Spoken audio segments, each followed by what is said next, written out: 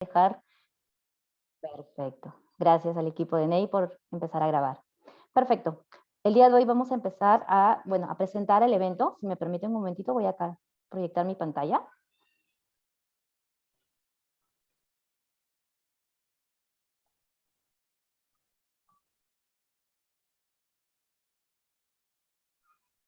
Listo. Buenas noches con todos. Mi nombre es Angélica, soy de la Escuela de Negocios e Innovación. El día de hoy les doy la bienvenida para la Masterclass Cómo manejar las finanzas de la empresa. Quien lo va a dictar, José Beltrán, nuestro docente del programa especializado Finanzas para Emprendedores y MIPES.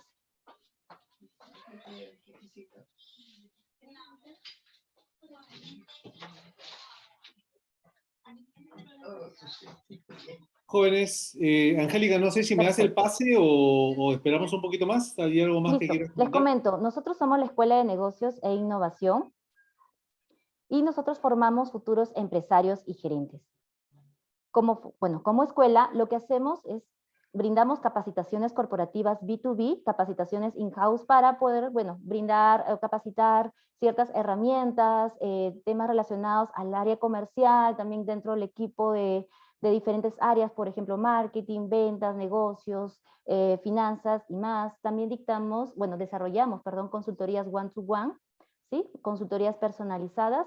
También desarrollamos de networking empresarial, eventos tales como los masterclass, webinar matutinos y otros tipos de eventos que ya a futuro vamos a estar lanzando en nuestras redes sociales.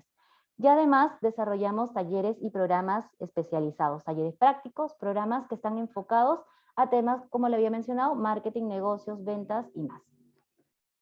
El equipo de NEI en breve les va a compartir nuestras redes por el chat de Zoom para que también puedan ir conociéndonos un poquito más. Listo. Hoy vamos a presentar a José Beltrán, quien es especialista en finanzas y también en consultor de negocios.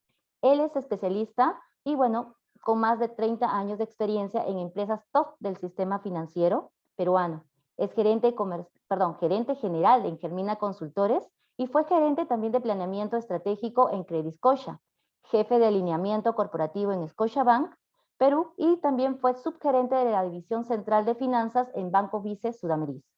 Además, es actualmente catedrático del posgrado de la Universidad Nacional Mayor de San Marcos. Empecemos con la Masterclass. ¿Listo? Bienvenido. Bienvenido, José. Muchísimas gracias, Angélica, y gracias a todos por su presencia el día de hoy. Efectivamente, el día de hoy vamos a hacer una clase maestra, una masterclass, acerca de los motivos por los cuales consideramos importante el manejo financiero de cualquier, institución, privada especialmente, ¿no? Pero antes de empezar, un concepto importante que me ha quedado del video que acabamos de ver es esa idea de que, o esa realidad, de que los emprendedores y los empresarios son el impulso del país, y eso es totalmente correcto. Si nosotros hacemos una desagregación, por ejemplo, perdón, del Producto Bruto Interno, el Producto Bruto Interno a nivel internacional está constituido de 4 elementos fundamentales: el consumo privado, la inversión privada, el gasto público y la balanza comercial. ¿De acuerdo? No sé si ven ustedes ¿me ven en la pizarra acá, jóvenes? Sí, ¿no? ¿Ven mi pizarrita? Sí, sí se ve, sí se ve. Ok, gracias. Miren, el Producto Bruto Interno en el país está compuesto del consumo privado más la inversión privada más el gasto público más la balanza comercial, ¿no? La balanza comercial es la diferencia entre las exportaciones menos las importaciones. Export menos import, que nos va a dar un valor positivo o negativo dependiendo del nivel de exportaciones del país y de las compras que haga del exterior. En la última década generalmente ha sido positivo porque estamos creciendo, ¿no? Gracias al crecimiento del valor de las exportaciones mineras y gracias a la mayor exportación de productos agroindustriales, como las paltas, el arándano, las frutas, donde el país está en realidad creciendo de manera importante. Pero el más importante de todos estos factores es este, la inversión privada, que tiene un impacto fundamental en el crecimiento del PBI. Pregunta para todos. ¿Cuál es el crecimiento esperado del PBI este año? ¿Qué opinan? O mejor dicho, ¿qué saben de cuánto vamos a crecer este año en Producto Bruto Interno? El Producto Bruto Interno es igual al valor agregado de toda la producción del país.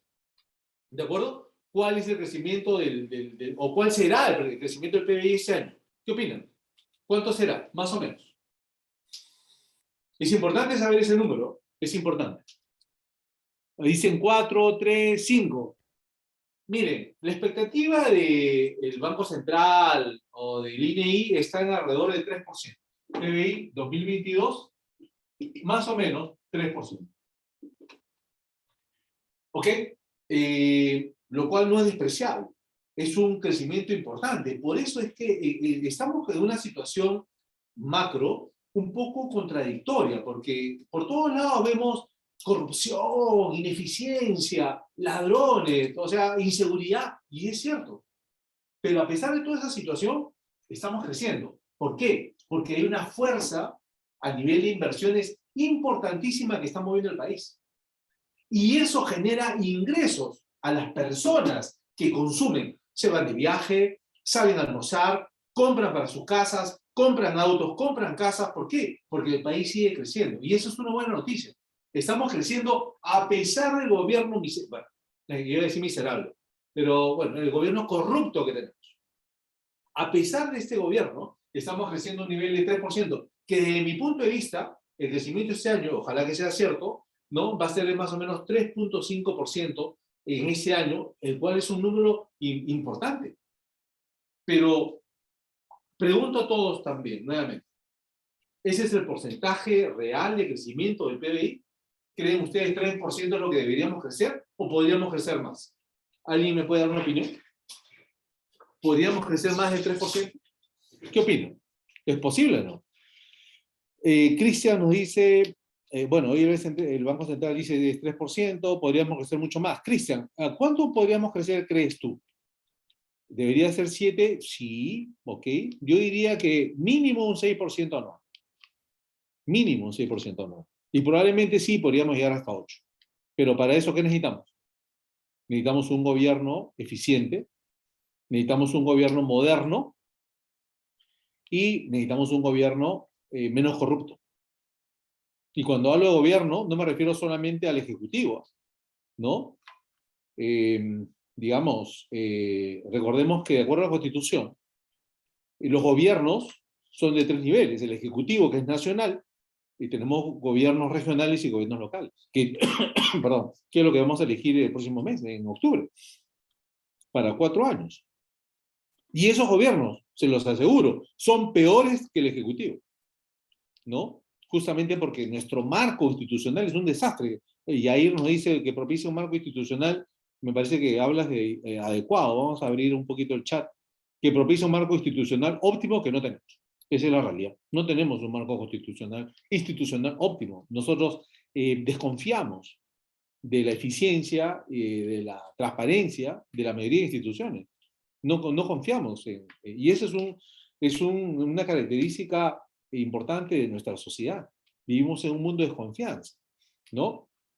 Antes de continuar, les voy a mencionar un pequeño tema, ¿no? Y bueno, como le comentaba Angélica antes de la clase, yo tengo un pequeño problema en ese momento que estoy tratando de mejorar, pero a veces no lo puedo controlar. Y es que después de cerca de 3 años, donde yo me sentía inmune, ¿no? Me dio COVID, ¿no? A inicio del mes pasado, el 11 me lo diagnosticaron.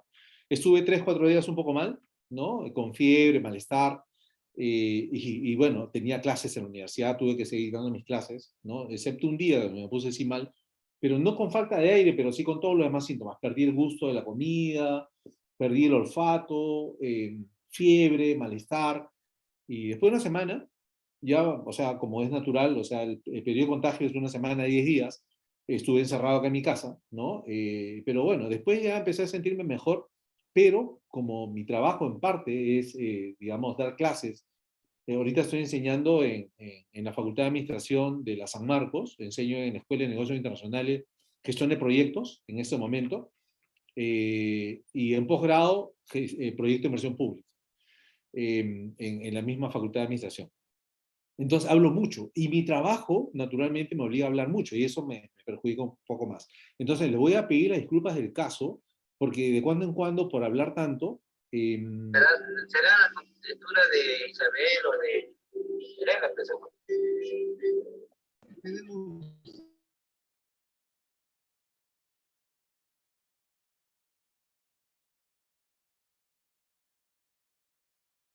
José Beltrán, disculpe, su micrófono está apagado. Ah, ok, ya. Entonces, como yo les decía, les voy a pedir las disculpas del caso, porque en algunos momentos se me genera un pequeño acceso de tos, que es la parte de la secuela que me ha dejado este bicho del COVID.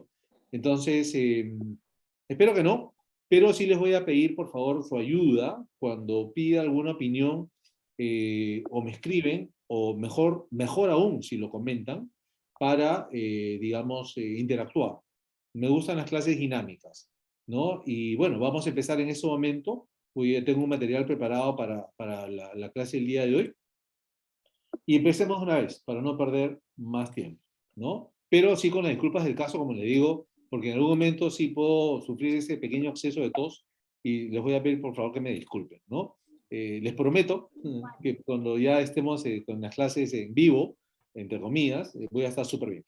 Entonces, nuestros dos temas el día de hoy, el primero es por qué son importantes las finanzas, y cómo identificamos o cómo aprender a identificar y analizar correctamente los ingresos y egresos de la empresa, ¿no? Son aspectos claves para poder, digamos, no solamente evaluar la performance del negocio hoy, sino también proyectar, ¿no?, la performance del negocio en el futuro, por lo menos en el futuro inmediato, que es por lo menos, que es algo que ustedes tienen que aprender a hacer en los próximos 12 meses. ¿Cuánto van a tener ingresos? ¿Cuánto van a tener de costos aprox? ¿Y cuál va a ser su margen de ganancia? Eso es lo que vamos a aprender durante este programa que nos ofrece el NI, ¿no? Que, digamos, está cada vez, digamos, mejorando la performance en su misión, ¿no? Como institución. ¿Cuál es la misión de una institución como el NI? Es capacitar a emprendedores, ¿no?, y empresarios como ustedes que buscan mejorar la performance de su negocio. Eso es lo que se va a conseguir, ¿no?, con este programa y con los demás que, digamos, auspicia el NI. Les agradezco a Angélica y a todo el equipo por, digamos, considerarme como parte de su staff. Yo soy magíster de Administración Estratégica de Empresas de Centrum, de la Católica. Soy recientemente egresado de la Maestría de Gestión Pública de la San Marcos. Soy economista de profesión, soy empresario, tengo una empresa de consultoría y una empresa, claro, con varios socios, no soy solo yo, ¿no? Una empresa de desarrollo inmobiliario en Cañete, en Cerro Azul. Y durante mi vida profesional me he especializado por mi carrera en finanzas, ¿no? He trabajado durante muchos años en la división financiera de los bancos en los que he trabajado. En general he trabajado cerca de 35 años de toda mi vida profesional, desde los 18 años hasta los 50 y algo, hasta los 50 y tanto, ¿no? En el sistema financiero, ¿no? En el Banco Vice Sudamericana, el Scotiabank, y terminé como gerente de planeamiento estratégico de Credit Scotia, ¿no? Entonces, pero la mayor parte, o la mitad de todo ese tiempo en las áreas de finanzas, y después, por el destino, empecé a especializarme en temas de planeamiento estratégico. Escucho un audio, no sé si alguien quiere comentar algo. ¿No? Ok, continúo entonces. Entonces, mi vida profesional me llevó hacia la planificación estratégica, y amarrado con la planificación vienen los proyectos. O sea, los proyectos de inversión, sea en una empresa privada o en una institución pública, son parte de la performance de la institución. Por lo tanto, si tú haces planificación, ¿no?, de hecho vas a tener un paquete de proyectos que por lo menos vas a tener que evaluar, o, como me sucedió a mí, vas a tener que administrar. Por lo tanto, me especialicé también en gestión de proyectos que es un tema muy, muy, muy interesante. Para aquellos que quieran especializarse en ciertos temas, yo les recomiendo el tema de la gestión de proyectos y también de la planificación. La planificación es clave para el crecimiento de los negocios. Y yo les pregunto a ustedes, ¿cuántos de ustedes hacen la planificación estratégica de sus negocios, por lo menos para el siguiente año completo? Yo les recomiendo, por ejemplo, que ahora que se está acabando el año así tan rápido, ¿no? Para diciembre, enero. Es más, los reto para que en diciembre o principios de enero ustedes tengan su plan estratégico para el 2023. ¿Qué significa tener un plan estratégico de la empresa? Significa hacer un diagnóstico, hacer su FODA de la empresa, que es uno de los entregables que les vamos a pedir que desarrollen para que ustedes mismos como empresa o como empresarios puedan conocer sus fortalezas y debilidades como empresa. Y a su vez, que sepan identificar cuáles son las oportunidades del mercado que les da a la empresa y las amenazas del mercado. Les pregunto a todos ustedes, para tratar de hablar menos, ¿cuáles son las principales amenazas que tienen ustedes como empresarios en este momento en el Perú? A ver, pero no me escriban, háblenme, para que yo no hable. Por favor. A ver, ¿quién se lanza? ¿Cuáles creen ustedes que pueden ser las principales amenazas o cuáles son las principales amenazas que ustedes sienten en ese momento en el mercado en el cual se desenvuelven? ¿Qué opinan? A ver. Buenas noches, disculpen. No, Quisiera al comentar, contrario, yo al contrario, te considero... agradecemos que participes. Por favor, adelante. Gracias, maestra. Mi nombre es Kelly Mendoza. Considero que una de las principales amenazas en negocios es la competencia, ya que ellos pueden generar bajos precios y pues nos altera a nosotros en este caso, porque, bueno, yo soy de vender precios altos y de buena calidad, ¿no? En este caso yo considero una de las principales amenazas para mi negocio. Ok. ¿Tú consideras que esa amenaza, ¿no? En el largo plazo es positiva o negativa para la sociedad en su conjunto? Yo considero que es negativo porque, a ver, ¿por qué sería negativo? Porque usted sabe que a medida que pasa el tiempo, crece la inflación. Entonces, cuando esto aumenta, genera los precios, se elevan. Entonces, si ellos siguen bajando, nos perjudica a nosotros, que somos su competencia, que damos cierto precio, y por tal motivo, en lo consecutivo, de igual manera van a tener que elevarse, tanto ellos como nosotros, en el transcurso del tiempo. Ok, ya. Muchas gracias por tu opinión. ¿Cuál es tu nombre? Kelly Mendoza. Kelly, muchísimas gracias. Coincido contigo en gran parte, pero tengo una discrepancia de fondo que te voy a explicar ahorita. ¿No? Pero antes de explicarla, quiero que alguien más me diga qué otra amenaza siente en el mercado hoy. ¿Qué otra amenaza hay, aparte de la competencia que nos menciona Kelly? Buenas noches. Buenas noches. Adelante, Frey. Sí, yo me dedico al rubro farmacéutico y la principal amenaza que tengo en este momento es el cierre de las importaciones, ¿no? Y la escasez de materias primas, ¿no? Lo cual está haciendo que haya escasez de producto o de medicamentos, ¿no? Y lógicamente esto viene con alzas de precio, ¿no? Pero más que nada es no poder cubrir la demanda a nivel local de aquí hasta el siguiente año, hasta el segundo semestre, hasta el primer semestre, fin del primer semestre del 2023, ¿no? Y eso sí es una complicación, ¿no? Que no nos permite de repente proyectar nuestros ingresos o nuestras ventas, ¿no? A futuro, ¿no? Y eso sí es bastante crítico, ¿no? Muchas gracias, Frey. Efectivamente, preocupante lo que tú dices, que afecta la cadena logística de la empresa, que es una amenaza importante también, es una amenaza del sistema que impide el aprovisionarte lo suficiente para poder cumplir con la demanda del mercado. Interesante esa posición. Pero, ¿hay alguna amenaza adicional que ustedes consideren? Buenas noches. Perdón. Antonio Silva lo saluda. Hola, buenas Sí, noches. Antonio Silva lo saluda. Mire, yo creo que una amenaza que es macro, que es transversal a todo el sistema, es la inestabilidad política, definitivamente, ¿no?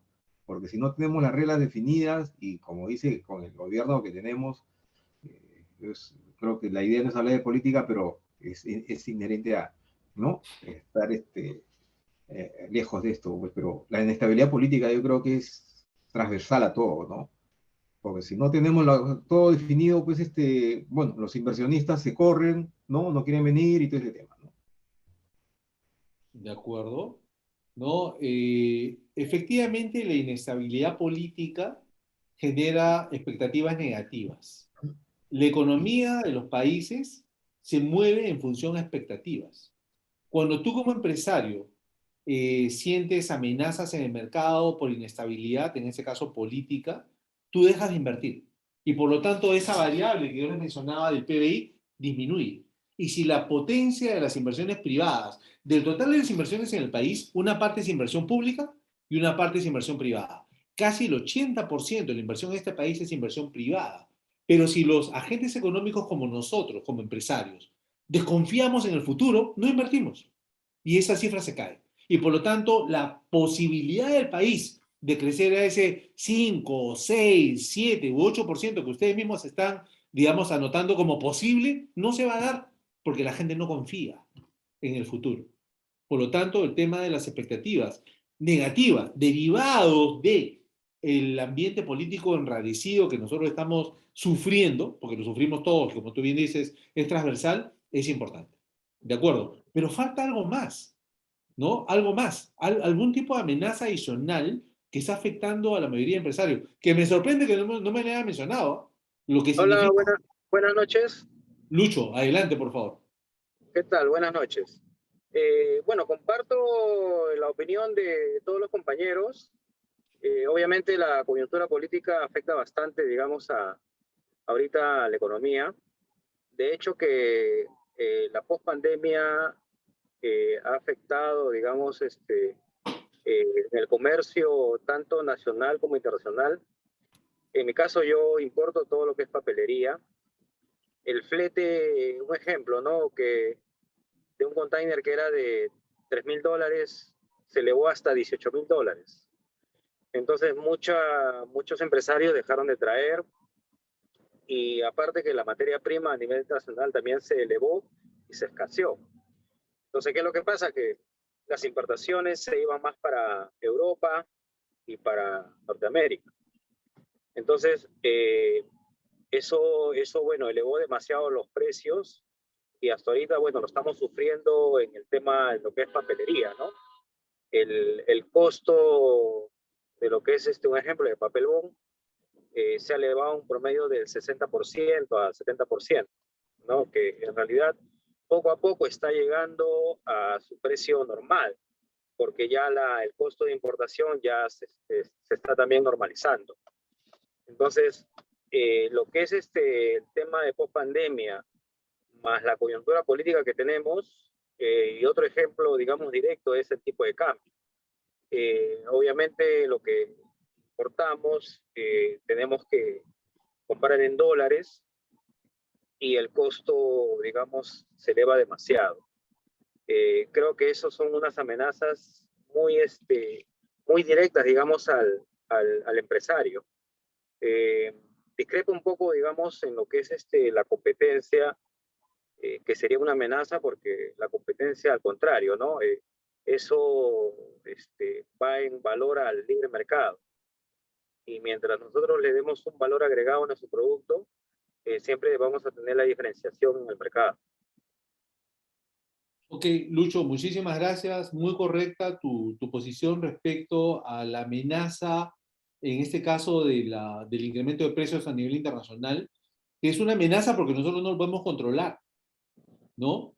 Si nosotros lo pudiéramos controlar como empresa, ¿no? Por ejemplo, la calidad de nuestro producto, no sería una amenaza, sería una debilidad, ¿no? Pero en el caso que está mencionando Lucho, ¿no? Está hablando del mercado, del crecimiento del precio de los combustibles, que hace crecer el costo de los fletes, ¿no? El crecimiento del tipo de cambio te incrementa el valor en soles de lo que estás importando. Si antes gastabas, por ejemplo, ¿no? $10,000 mensuales a un tipo de cambio de 3.6, ahora son 10,000 soles multiplicado por 3.9. Y eso significa un montón de plata. O sea, tienes que pagar más soles por importar lo mismo. Por lo tanto, mucha gente o se sale del mercado o importa menos, lo que significa una menor balanza comercial. En lo que sí coincido contigo plenamente es en el tema, bueno, plenamente, sí, plenamente, es en tu concepto de que la competencia, ¿no? Con una cierta discrepancia, la competencia se puede constituir una amenaza, pero como yo preguntaba, ¿es positiva o negativa? Kelly nos decía que es negativa. Yo coincido contigo en que no es negativa, y al igual como dice Marvin, por eso yo lo he ubicado por acá, pues lo había leído, y Marvin dice que la competencia es buena, ¿no? Ya que te ayuda a innovar y ser creativo y sobre todo a diferenciarte de tu competencia. Y lo que dice Marvin es cierto, ¿no es cierto? Y lo que dijo Lucho también, solamente con una pequeña variación, ¿no? La competencia, sí, como bien dice Kelly, es una amenaza, pero no es negativa. Porque cuando tú te sientes amenazado porque alguien se está haciendo mejor que tú, te obliga a que tú te pongas en forma, a que tu empresa innove, a que tu empresa, digamos, investigue, a que tu empresa mejore. Si no hubiera competencia, todos estaríamos en nuestra zona de confort, ¿no? Y bien, gracias, nos repartimos el mercado, ¿no? Y todos, entre comillas, felices, pero no hay innovación, no hay crecimiento real en términos de creación de valor, valor agregado, no hay, porque no sienten la presión de la competencia. Por lo tanto, la competencia, si bien es cierto, se puede convertir en una amenaza, especialmente si tú no innovas. Si tú no innovas, sí es una amenaza negativa. Pero, en general, la competencia es positiva. Yo coincido con Marvin y parcialmente con Lucho en que sí puede afectarte, ¿no? Pero te puede empujar a ser mejor, ¿no? Y esos son temas que debemos tomar en consideración. Y para eso tenemos que planificar, ¿no? El futuro perdón. Me van a perdonar mi tosecita. Pero bueno, ya estoy curando. El problema está en que como hablo mucho durante mis clases o por mi trabajo, eso me termina de inflamar la garganta, ¿no? Pero en fin, estoy con mis infusiones con limón o con guión, ¿no? Pero bueno, igual, tengo que hacer, espero el fin de semana que no voy a hablar mucho. Mañana tengo una clase de 3 horas. Yo enseño gestión de proyectos en negocios internacionales de la San Marcos, como les decía. Y bueno, mañana tengo clase de 3 a 6, son 3 horas, nada más. Y me he salvado de un curso de proyecto de inversión pública que eran 6 horas, ¿no? Que por cuestiones del destino, yo no les confirmé que podía dictar a partir de mañana, de 8 a 2. Ahí son 6 horas, más las 3 horas, más las 3 horas de la tarde, son 9 horas en un solo día. No, iba a destrozar mi garganta. Así que, por cuestiones del destino, como no les confirmé, consiguieron a una profesora. Así que no voy a dictar ese curso, ¿no? Pero bueno, las cosas pasan así. Pues. Diosito lo decidió así y yo lo acepto, ¿no? Y no es mal que por bien no venga, porque así voy a hablar 6 horas menos y voy a terminar de curar. Entonces, jóvenes... Estimado sí, José, buenas noches. hola, Me deja hablar. adelante, por favor. Sí, buenas noches con todos. Igual pienso que una de las amenazas que tanto también se están olvidando, yo trabajo en el sector hotelero, en el área de marketing, y realmente este sector ha sido golpeado enormemente por esa amenaza que menciono, que es, no sé si sea la natural o la biológica. En este caso ha sido la pandemia por la que hemos atravesado más de 2 años. Todavía estamos llevando consigo algunos rasgos de la misma pandemia, pero han habido muchísimos rubros al que ha golpeado esta amenaza que no estuvo prevista. Entonces, las empresas tuvieron que adecuarse de la mejor manera para poder sobresalir. Entonces, el tema ahí es donde el entorno digital es que ha aumentado enormemente, ¿no? Entonces, en el tema de mi rubro, que es el hotelero, sí ha sido enormemente golpeado y es por lo que yo menciono, pues, ¿no? Que es una de las amenazas más importantes que no se supieron proveer o prever en su momento, ¿no? Muchas gracias, Benjamín. Y es cierto lo que tú dices, ¿no? Un evento global totalmente inesperado que ha significado todo un cambio en muchos sectores y un impacto en varios sectores, ¿no? Como es el turístico. Gracias a Dios, creo que esto está cambiando, está mejorando. Hay muchos lugares turísticos que en este momento no tienen cupos, ¿no? Huaraz, yo estuve la semana pasada en Huaraz, mi familia me invitó a un fin de semana, ¿no? En un hotel que se llama Costa Serena, en Huaraz. Chicos, se los recomiendo. Es un poco caro, pero felizmente no lo pagué yo, lo pagó mi ex, que está haciendo puntos para ver si regresamos. Pero no, igual la pasamos bien con ella y con mi hija. Chicos, espectacular. Vean, Cuesta Serena, ¿no? En Huaraz, no tienen alojamiento para los siguientes meses. Consiguieron ellas, con 2 meses de anticipación, una reserva de 3 días, 2 noches que lo consiguieron inclusive a un precio de ganga, no de ganga, sino de oferta, a $650. 2 noches, ¿no? Y el precio normal está casi $900, 950 más o menos, por 2 noches. Pero, chicos, vayan y es alucinante las vistas que tienen, ¿no? El sector, nosotros tenemos activos turísticos importantísimos. Tenemos varias joyas de la corona. La principal, todos lo sabemos, es el Cusco, que espero que todos ustedes hayan conocido. Y si no lo han conocido, vayan, por favor, tienen que ir, ¿no? Y si ya lo han conocido, regresen, ¿no? Como yo repito, Cusco es mágico y hay que visitarlo. Yo creo que el turismo se está reactivando justamente porque tenemos esos activos. Pero, nuevamente, hay una amenaza que hay, o es una percepción equivocada de mi parte, pero yo creía que era mucho más grave de lo que aparentemente es, porque ninguno de ustedes lo ha mencionado. ¿Cuál puede ser esa amenaza que es transversal a todos los negocios? ¿Qué opinan? Buenas noches, Falta una profesor amenaza José importante. Beltrán. Sí, adelante, por favor. Buenas noches, mi nombre es Stephanie. Quería comentar más que con una amenaza, ¿no? Propiamente dicha, la situación, pues la pandemia, ¿no? Todo ha agravado mucho los problemas existentes, ¿no? Acarreado por la corrupción y todo el tema político. Nuestra economía es una economía informal, ¿no? Entonces, esa situación ha afectado a muchas familias. Les ha afectado porque pues toda la gente, ambulantes, no salen a vender y si no salen a vender, no traen nada a casa, ¿no? Entonces, esa situación se ha ido agravando y en cierta forma la gente es la que impulsa nuestra economía, ¿no? Entonces, a la que haya ventas y puedan comprar. Entonces, este factor me parece que cuando ya va a desaparecer todo el tema de la pandemia, ¿no? Que es algo progresivo, ya la gente está saliendo ya cada vez con mayor normalidad, pues también se va a reactivar, ¿no? La economía. Pero la informalidad todavía sigue como un tema pendiente, ¿no? Porque hay mucha gente que no quiere regularizar su situación, quiere seguir de forma informal, ¿no? Por los impuestos y demás. Entonces puede ser algo que continúe de momento, ¿no? En este tema no sé si a la larga habrá alguna solución, el gobierno incentivará o dará más incentivos para que la gente se regularice, ¿no? Para que formalice su negocio. Pero creo que la economía se ha visto afectada, ¿no? Porque tenemos este tipo de economía informal.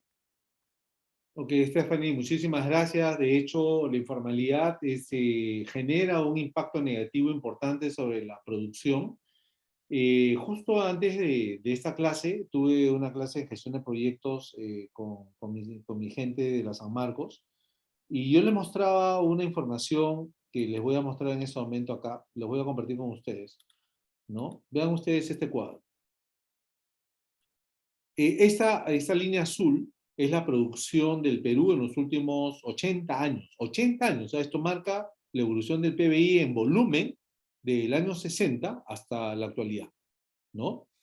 Y vemos que en la actualidad el Perú produce 200.000 millones de dólares al año. Ese es el tamaño de nuestro PBI, ¿no? Ojo, es importante conocer estas cifras, porque cuando alguien te dice, sí, se habla mucho del crecimiento del PBI, o sea, PBI es básico, es fundamental. Ok, ¿cuánto producimos al año?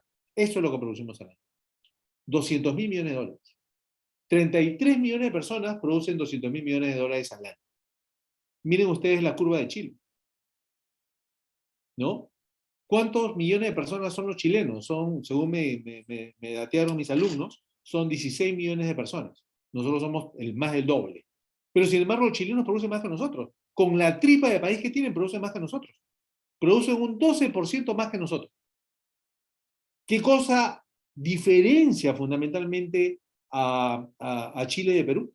Y justamente hacía un par de gráficos, que se los voy a mostrar ahorita, que justo acabo de borrarlos, ¿sabes? Porque dije, no, este es un tema, este es otro tema, pero que sin embargo es importante para poder entender el impacto de la informalidad que nos menciona Estefan. Miren ustedes. Imaginemos que esto es el tamaño de la economía, ¿no? Y yo les puedo decir que en el caso peruano, el 75% de las empresas, este 75%, son informales. Y sin embargo, las empresas que mueven el país es este 25%. Este 25% se produce más o menos el 90% del Producto Bruto Interno. 90% del PBI. Ese es el caso de Perú. ¿Ok? En el caso de Chile, la situación es inversa. El 75% de las empresas son formales. Y solo el 25% son informales. ¿Qué implica esto? Tributos, dinero, que es manejado por un gobierno, de hecho mucho más eficiente que el peruano, ¿no? Para invertir en obras públicas, carreteras, escuelas, salud, ¿no? Cadenas productivas, ¿no? Y eso implica, ¿no? La posibilidad de que los empresarios del país y los ciudadanos del país puedan vivir una mejor situación de bienestar. El ingreso promedio de un chileno por año, ¿no? El PBI per cápita está en más o menos 14.000 millones de dólares. Y depende un poco más, perdón, 14.000 dólares por año producción per cápita. En el caso peruano, nuestra producción per cápita, o sea, cada uno de nosotros en teoría, gana más o menos 7.000 dólares por año. O sea, la mitad que un chileno. Ahora, conociendo nuestras ventajas comparativas, ¿nosotros podríamos ser mejores que Chile? Sí, pero tenemos que apuntalar diferentes aspectos fundamentales, como por ejemplo la educación, que comparativamente hablando, la nuestra es pésima. Y a pesar de todo eso seguimos creciendo, ¿no? Pero antes de continuar, solamente para mostrarles, ¿no? El impacto de la informalidad que nos menciona Estefan. Es también transversal. Aún falta un problema que no me están diciendo. Diana, por favor, adelante. Diana quería mencionar. Diana. Oiga, ¿qué tal, doctor? Buenas noches con todos. Buenas noches, profesor. ¿Me escucha? Hola, Diana. Sí, perfecto. Ok, sí. Una de las amenazas que ya había visto era el tema de la inflación. Y segundo, también el tema del tipo cambiario. Y ahora que usted le está retomando el tema de del PBI, que es muy importante para nosotros, porque así se puede medir el tipo de economía que camina en el Perú.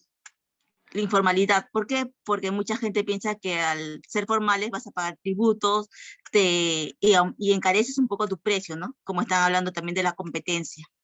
Pero eso en parte nos ayuda también porque así nos podemos bancarizar. Ese era mi aporte.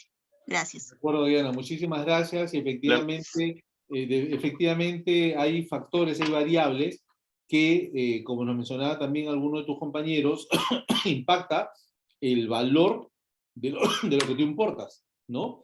Hola, buenas noches. Nilton, ¿Nilton, me parece? Buenas noches. Hola, adelante, por favor. Oiga, Nilton, buenas noches. Sí, Nilton estaba con la mano levantada, por favor, adelante. Buenas noches. Bueno, han mencionado varias amenazas, ¿no? Ya los compañeros, aparte de faltar mencionar también el tema delincuencial también hoy en día, que también afecta. Ahora, en el gráfico que acaba de mostrarnos, me queda una duda. Si el PBI es el valor monetario de todos los bienes y servicios en un periodo, sí, diríamos que la economía chilena en este caso no es tan buena, porque teniendo una mayor formalidad, pues consideremos que sus productos son más caros. Si hablamos en millones, nosotros con tan poquita formalidad, estamos produciendo de 200.000, bueno, hace 2 años el gráfico, que nos mostró también en su diapositiva, de 200.000, los chilenos 250.000. Considerando que ellos tienen una formalidad de casi el triple de la nuestra, ¿no? Y el tipo de ingresos que ellos tienen. Yo tengo un familiar allá y, por ejemplo, allá lo que puede costar un producto aquí 30, allá está 90. Sí, la variación del costo de vida es más o menos 50%. O sea, acá, si fuéramos formales acá, superaríamos, pero de repente 3, 4 veces más de lo que ellos pueden producir en su PBI, ¿no? Ok, lo que significaría que ellos de alguna manera no están siendo tan eficientes, pero sin embargo, con la mitad de gente que hay en el Perú, ellos producen más que nosotros. Sí, por supuesto, eso sí, aparte de la producción, ¿no? Aparte de la producción. Sí. Y bueno, el tema del delincuencial que lo mencioné hace un momento, que también afecta también, ¿no? Es Gracias. correcto, ¿no? Y efectivamente esa es la amenaza que quería rescatar a ustedes, pero sigo pensando que de repente es una percepción de los medios, pero yo sí considero que hay inseguridad.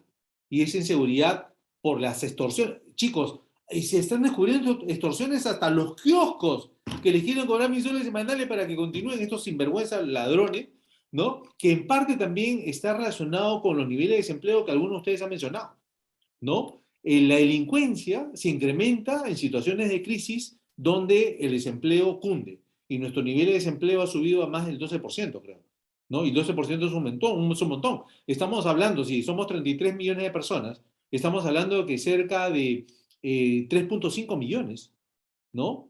Están desempleados. Y esos 3.5 millones, muchos de esos 3.5, ahora son delincuentes, ¿no? No es una justificación, es una realidad, ¿no? Por lo tanto, un tema que también es transversal es la inseguridad ciudadana, ¿de acuerdo? Ahora, mucha gente que antes decía, ok, voy a poner mi restaurante, voy a poner mi bodega, voy a poner mi spa, voy a poner mi peluquería, ahora lo piensa 2 veces. Porque prefieren su tranquilidad, ¿no? A tener que estar pagándole cupos a estos desgraciados extorsionadores, por ejemplo, ¿no? Entonces, ese tipo de inseguridad, ese tipo de amenaza, restringe, al igual que todas las demás que ustedes han mencionado, ¿no? La capacidad productiva. Entonces, veamos, ¿no? Cuál podría ser nuestro potencial de crecimiento si esas amenazas no existieran. Sería mucho mejor nuestra producción, ¿no? Pero eso tiene que ir acompañado de estrategias, de políticas que nos permitan, digamos, aprovechar el potencial de nuestra gente a través de la educación, por ejemplo. Pregunto, y ya con esto, bueno, vamos a acabar ya para entrar de lleno a los temas que ya son las 9:23 y creo que todavía no empezamos, ¿no? Pero es importante tener este tipo de conversación, ¿no? Ya para cerrar, en realidad que nuestro potencial de crecimiento es mucho mayor, ¿no? Y acá solamente algunas notas antes de pasar con Nilton, con Steven y con Stephanie nuevamente, ¿no? Es el tema del costo del capital. Hoy por hoy, por ejemplo, un crédito de capital de trabajo, ¿no? Las tasas han subido un montón. Así como crece lo que te pagan por los depósitos, también está creciendo, pero mucho más, lo que te cobran por los créditos. Y eso es un impacto en el costo de capital de la empresa, ¿no es cierto? Profesor, disculpe que lo interrumpa, una consulta. Y Sí. ese incremento de la tasa referencial de BCR, ¿no? Justamente para que la gente y las empresas, de cierta manera, no accedan a tanto capital para tratar de reducir el impacto de la inflación, ¿no? O de que circule más dinero en el mercado. ¿Qué opina usted sobre eso, ¿no? Y también me gustaría de repente saber qué opina usted sobre esos créditos reactivos que se dieron a libre albedrío y hoy por hoy muchas empresas o muchos de los que fueron beneficiarios no lo están, retorno lo pagan, ¿no? Ya lo dejaron en el olvido, ¿no? Muchísimas gracias. A ver, para empezar, el Banco Central cumple una función de regulador, ¿no? Tiene como misión controlar la masa monetaria del país. ¿Qué cosa es la masa monetaria? Todo el dinero que circula, ¿no es cierto? Y el Banco Central, gracias a Dios, de una manera bastante profesional, ¿no? Tiene un manejo autónomo y bastante bueno. Es uno de los mejores bancos centrales de toda Latinoamérica, ¿no? Con Velarde a la cabeza.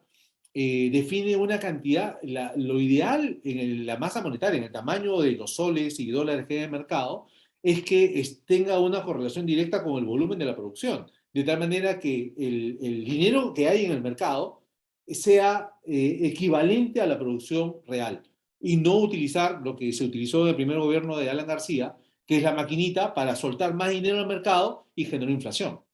Entonces, la función del Banco Central es controlar la masa monetaria, controlar el tipo de cambio, controlar la inflación, ¿no? Y cuando la inflación empieza a crecer, ¿no? Lo que hace el Banco Central es aumentar la tasa de referencia para incrementar el costo del crédito, justamente, el costo del capital que nos mencionan acá. Entonces, ¿qué sucede en ese momento? Cuando el Banco Central incrementa su tasa de referencia, todos los bancos lo siguen. Entonces, antes la tasa de referencia del Banco Central era 2, 2,5%. En este momento, si mal no recuerdo, está en cerca de 6,5%. Por eso es que los bancos en este momento están pagando 7 u 8% por los depósitos a plazo fijo, por ejemplo. ¿Se dan cuenta? Para captar dinero, pero más caro. Es una medida de mercado monetario a través de la cual el Banco Central controla la inflación, haciendo crecer los precios de los créditos para disminuir la velocidad, ¿no? Del dinero que entra al mercado.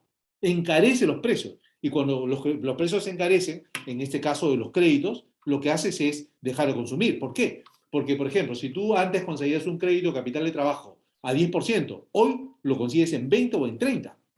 Es más, los que tienen tarjetas de crédito habrán recibido algunas comunicaciones del banco de crédito, del BBVA o de cualquier banco, diciéndote, hola, para informarte que tu tasa de interés en tu tarjeta de crédito ha pasado de 32 a 63. Así, de directo a la vena. Por lo tanto, se están encareciendo los créditos, lo que te obliga a disminuir tu nivel de consumo. Y eso es una de las funciones del Banco Central. A través de sus operaciones de mercado, en este caso mercado monetario, restringe, ¿no?, el aprovisionamiento de dinero para disminuir la inflación. ¿Ok?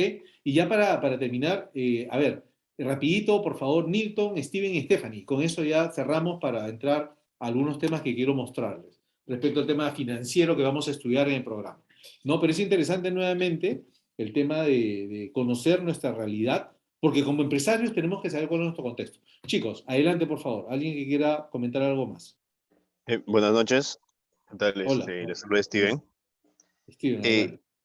Algo que no han comentado aquí todos mis colegas, ¿no? Aparte de las amenazas globales como la inflación global, la recesión, el conflicto ruso-Ucrania, es una amenaza a nivel interno que son los conflictos mineros, ¿no? El país es un gran país minero y aparte agroexportador. Y justo hace unas semanas leí una nota del BCR que decía que la inversión privada caería en un 2% a causa de estos conflictos mineros, ¿no?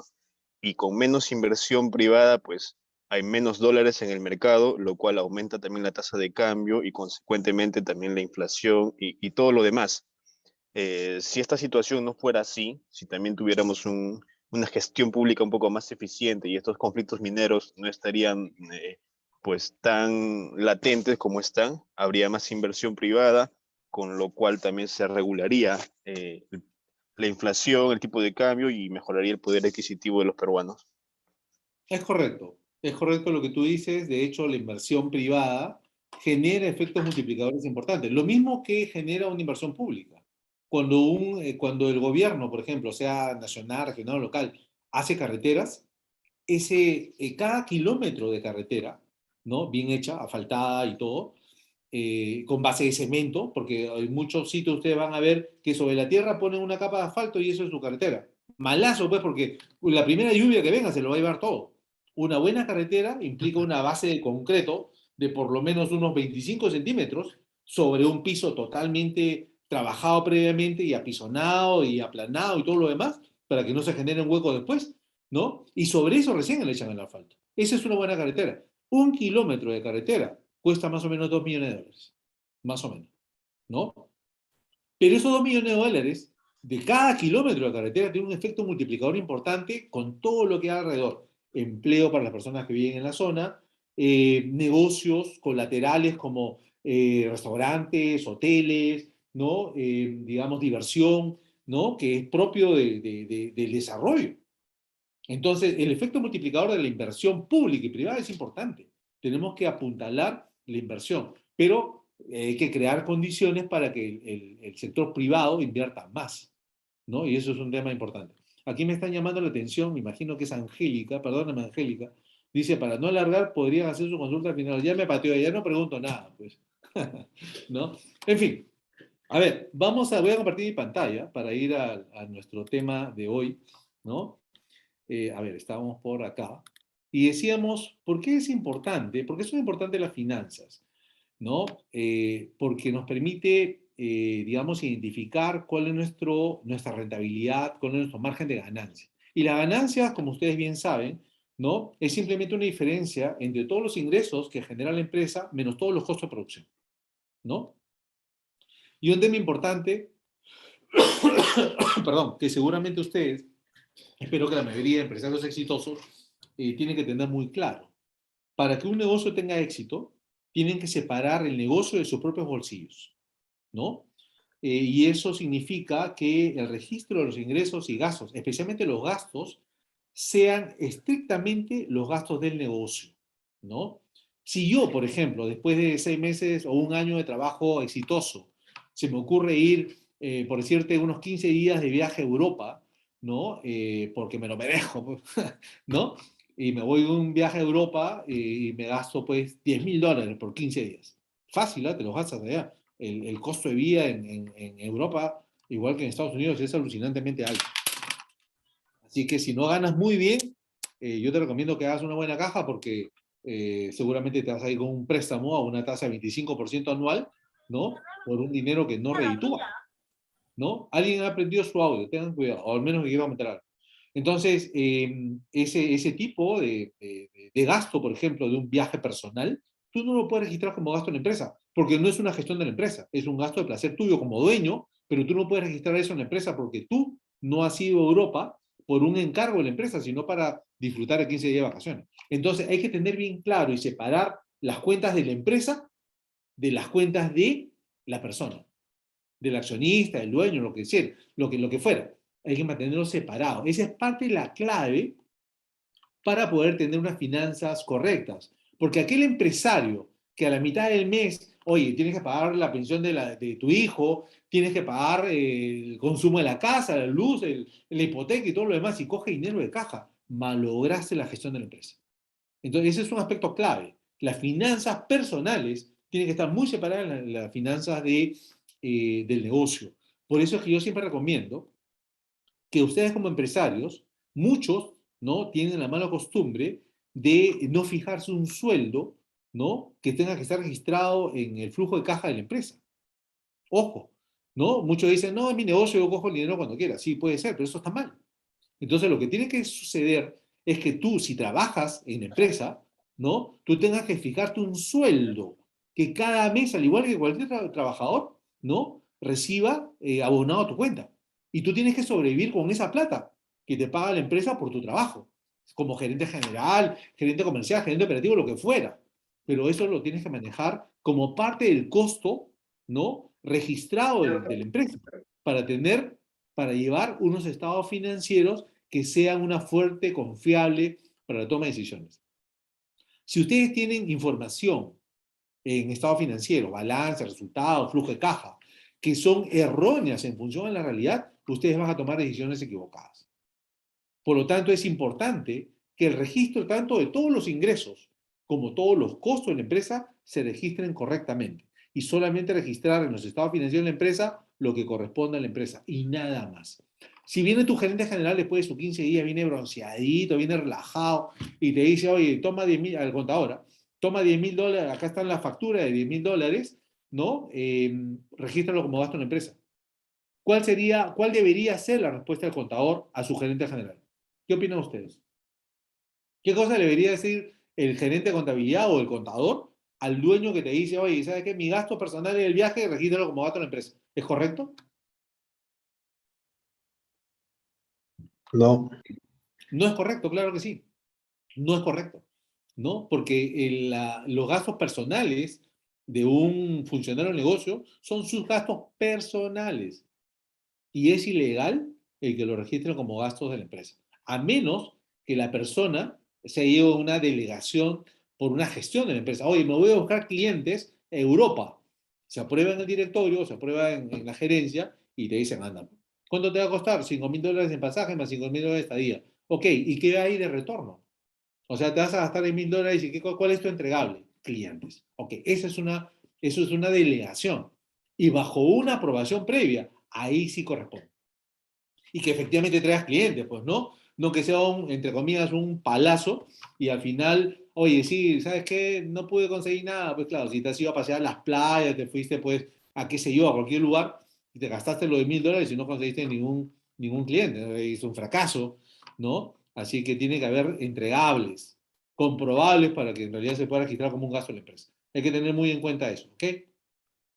Luego, pregunto, ¿en qué momento empezamos a generar utilidades? ¿No? Y acá, perdón, voy a mencionar algunos conceptos básicos, ¿no? En el eje vertical vamos a registrar ingresos, o sea, en términos monetarios, ¿no? Ingresos por ventas y egresos por costos, de todo sentido. Imaginemos que en este concepto de costos que vamos a registrar acá, ¿no? Incluimos tanto los costos de venta como los gastos de venta y los gastos de administración, que como ustedes van a averiguar conmigo, ¿no? Si es que no lo saben ya, tienen diferencias, digamos, objetivos de registro específicos, como el costo de ventas, ¿no? Y se diferencian de los gastos de ventas y de administración, en que los costos de ventas están relacionados con, digamos, la producción de los bienes y servicios que tú vendes. En cambio, cuando hablamos de gastos de ventas, estamos hablando de los gastos por la comercialización, no por la producción, sino por la comercialización. Vendedores, gastos de distribución, gastos de publicidad, esos son gastos de ventas. En cambio, los costos de ventas son todos los insumos, por ejemplo, y lo que tú pagas a los trabajadores en producción, en la fábrica. Pero las empresas medianas y grandes tienen un área productiva y tienen áreas de negocios y áreas operativas. Entonces, todo lo que sea operativo en lo administrativo se transforma en un gasto de administración, ¿no? Que lo vamos a revisar en el estado de ganancia y pérdida. Vamos a verlo rápido. Entonces, el eje vertical es ventas y costos y el eje horizontal es la producción, ¿no? Y un primer concepto que debemos tener claro es el concepto de los costos fijos, que tienen un nivel estable, produzcas o no produzcas. O sea, así no produzcas nada, igual tienes un nivel de costos fijos, ¿no? Pregunta a todos, ¿no? Algunos ejemplos de costos fijos en sus empresas. ¿Cuáles son? Alquiler. Perfecto. Alquileres es uno. ¿Qué más? Recibo de luz, Sueldo de los internet. empleados. Servicios. Perfecto. ¿Qué más? El sueldo de los empleados. De los empleados administrativos. Mantenimiento. También. Entonces, esos son costos fijos. O sea, así no vendamos nada, igual tenemos que pagarlo. Por lo tanto, a nivel de volumen es estable. O, bueno, tiene pequeñas variaciones. De repente tu recibo de servicios, ¿no? Hoy día, en este mes salió 300 y en el siguiente sale 280 y en el siguiente sale 330. O sea, esto es casi una pequeña curva, pero estabilizada a un cierto nivel. En promedio, por decirte, una empresa pequeña puede tener costos de alrededor de 10.000 soles mensual. Ese es su costo fijo. ¿No es cierto? Aún produciendo nada o vendiendo nada, igual tiene que pagarlo para sobrevivir. En cambio, los costos variables crecen en función a la producción y tienen este comportamiento, ¿no? Empiezan en cero y conforme tú vayas produciendo, vas generando costos. Compras más insumos, contratas más mano de obra, pagas más servicios en la fábrica, pagas por mantenimiento de las máquinas y eso va generando un costo variable. ¿De acuerdo? La suma de los dos tiene este comportamiento. ¿Dónde empieza? Donde, digamos, empieza en el número de los costos fijos. Empieza aquí, miren. Ahí. Esta línea verde muestra la evolución de la suma de los costos fijos más costos variables. Empieza en este punto, ¿no? De los costos fijos, porque ese es el piso de mis gastos mensuales o en el periodo, y crecen en paralelo los costos variables. Así. Pregunta, ¿en qué momento empezamos a generar utilidades nuevamente? Y es que tenemos que marcar acá la curva de los ingresos por ventas. Porque lo que hemos visto ahorita es costos. Costo fijo, costo variable y costo total. ¿No es cierto? ¿En qué punto empiezan los ingresos por venta? Por supuesto en cero. Y tienen este comportamiento. Miren. Este de acá. ¿No? Cada unidad que yo vendo, ¿no? Me va generando un ingreso por ventas. ¿No? Y tienen ese comportamiento donde en algún momento, en algún volumen, un nivel de volumen de producción, yo voy a cubrir el total de mis costos. Recuerden que esta línea verde es la de los costos totales. Y esta línea negra es digamos, el nivel de los ingresos por ventas. Por lo tanto, de este punto, que es el punto de equilibrio, vean ustedes acá, este punto de equilibrio, se le llama así un break-even, como le dicen los gringos, el punto de equilibrio, ¿no? Es el punto en el cual los ingresos igualan a todos los costos de la empresa. Este es tu momento cero. Todo lo que tú vendas por encima del punto de equilibrio son ganancias netas, que es este triángulo verde que estamos viendo acá. ¿Por qué? Porque cada unidad que tú vendas, cada unidad te deja una utilidad marginal. Y todo lo que vendas por debajo de este punto de equilibrio es una zona de pérdidas. ¿Por qué? Porque tu nivel de ingresos por ventas no cubre la totalidad de los ingresos generados. Y en este caso, los costos generados. ¿Se dan cuenta? Entonces, es importante para la gestión financiera poder identificar cuál es el nivel mínimo de producción o de ventas que tú debes tener para empezar a generar utilidades. Y eso lo vamos a aprender durante el programa cuando hallemos los conceptos de costo unitario, ¿no? Que nos van a permitir encontrar los volúmenes, ¿no? Del punto de equilibrio. Y a partir de ese volumen, por ejemplo, si el punto de equilibrio te sale que tú vas a generar utilidades a partir de 500 unidades vendidas de lo que sea que vendas, tú sabes que tu objetivo cada mes es vender por lo menos 500. Y con eso cubres todo. Y a partir de ahí, cualquier venta que hagas, 500, 600, 800, es utilidad pura. Por lo tanto, vas a perseguir el objetivo de superar el punto de equilibrio. Pero ¿cómo vas a superarlo si ni siquiera sabes cuál es? Y esa es una de las virtudes de lo que vamos a aprender para poder hallar el punto de equilibrio, sea cual sea la empresa que tú manejes, ¿no? Eso es un aspecto importante de la gestión, en este caso financiera, que nos permite hallar variables clave para poder mejorar la performance del negocio, ¿ok? Luego, ¿no? Solamente para mencionar, ¿no? Este nivel de ingresos corresponde a un volumen, en este caso es Q1, ¿no? En este Q1 yo sé que llego al punto de equilibrio, ¿no? Y a partir de aquí, cualquier unidad que venda adicional me va a generar esta zona de ganancia. ¿De acuerdo? Es importante conocer. Luego, un aspecto importante también es que para mejorar la performance de cualquier negocio, es fundamental el poder aplicar correctamente los conceptos básicos de la administración. Y la administración de cualquier... Baja. Perdón, mi perrito se quiere amotinar. Ya. Váyase a su cama. ¿No? A ver, cuando nosotros queremos gestionar bien cualquier negocio, ¿no? Tenemos que aprender a planificar el negocio, ¿no? Es diagnosticar el negocio y en base a ese diagnóstico fijar nuestra visión hacia el futuro, que es lo que nos debe guiar como un faro hacia lo que queremos ser más adelante. Por lo menos, yo les diría, planifiquen por lo menos a mediano plazo, por lo menos a 3 años. Ya, lo mínimo que ustedes tienen que hacer es planificar a 1 año, lo mínimo, pero lo óptimo es por lo menos son 3 años. Y ya desde mi punto de vista como planificador, lo súper óptimo es que ustedes fijen una visión por lo menos para 10 años como negocio. Y yo les pregunto a todos ustedes, ¿ustedes tienen definida la visión de su empresa? ¿Ustedes se han visualizado de acá a 10 años? Si no lo han hecho, háganlo. Porque esa visualización de tu visión, ¿no? Puede ser la base para la determinación de políticas, estrategias y determinación de objetivos. Si ustedes no tienen una visión clara, si no tienen, digamos, objetivos claros, tampoco tienen estrategias claras. Y por lo tanto van a manejar su negocio de una manera intuitiva, de una manera pragmática, que de alguna forma, digamos, que enfrenta la realidad con lo que tienes en el momento, pero no con una estrategia definida a largo plazo, ni con objetivos claros. Por ejemplo, yo les pregunto a ustedes, ¿cuál es el nivel de rentabilidad esperado para ustedes en el próximo año? ¿Cuál es el nivel de ventas que esperan en el próximo año? ¿No? ¿Cuál es el nivel de participación de mercado que esperan el próximo año? ¿Lo han definido? Si no lo han hecho, háganlo. Es parte de la función de planificación. Y para eso tienen que organizarse, ¿no? ¿Qué tipo de estructura organizacional tienes? Si eres una empresa pequeña, probablemente pues tengas un equipo comercial de 4, 5, 6 personas, pero cada uno de ese equipo, de la empresa, tiene que tener un rol, ¿no? Claro, para que no se crucen las actividades. ¿Quién maneja el tema productivo? ¿Quién maneja el tema comercial?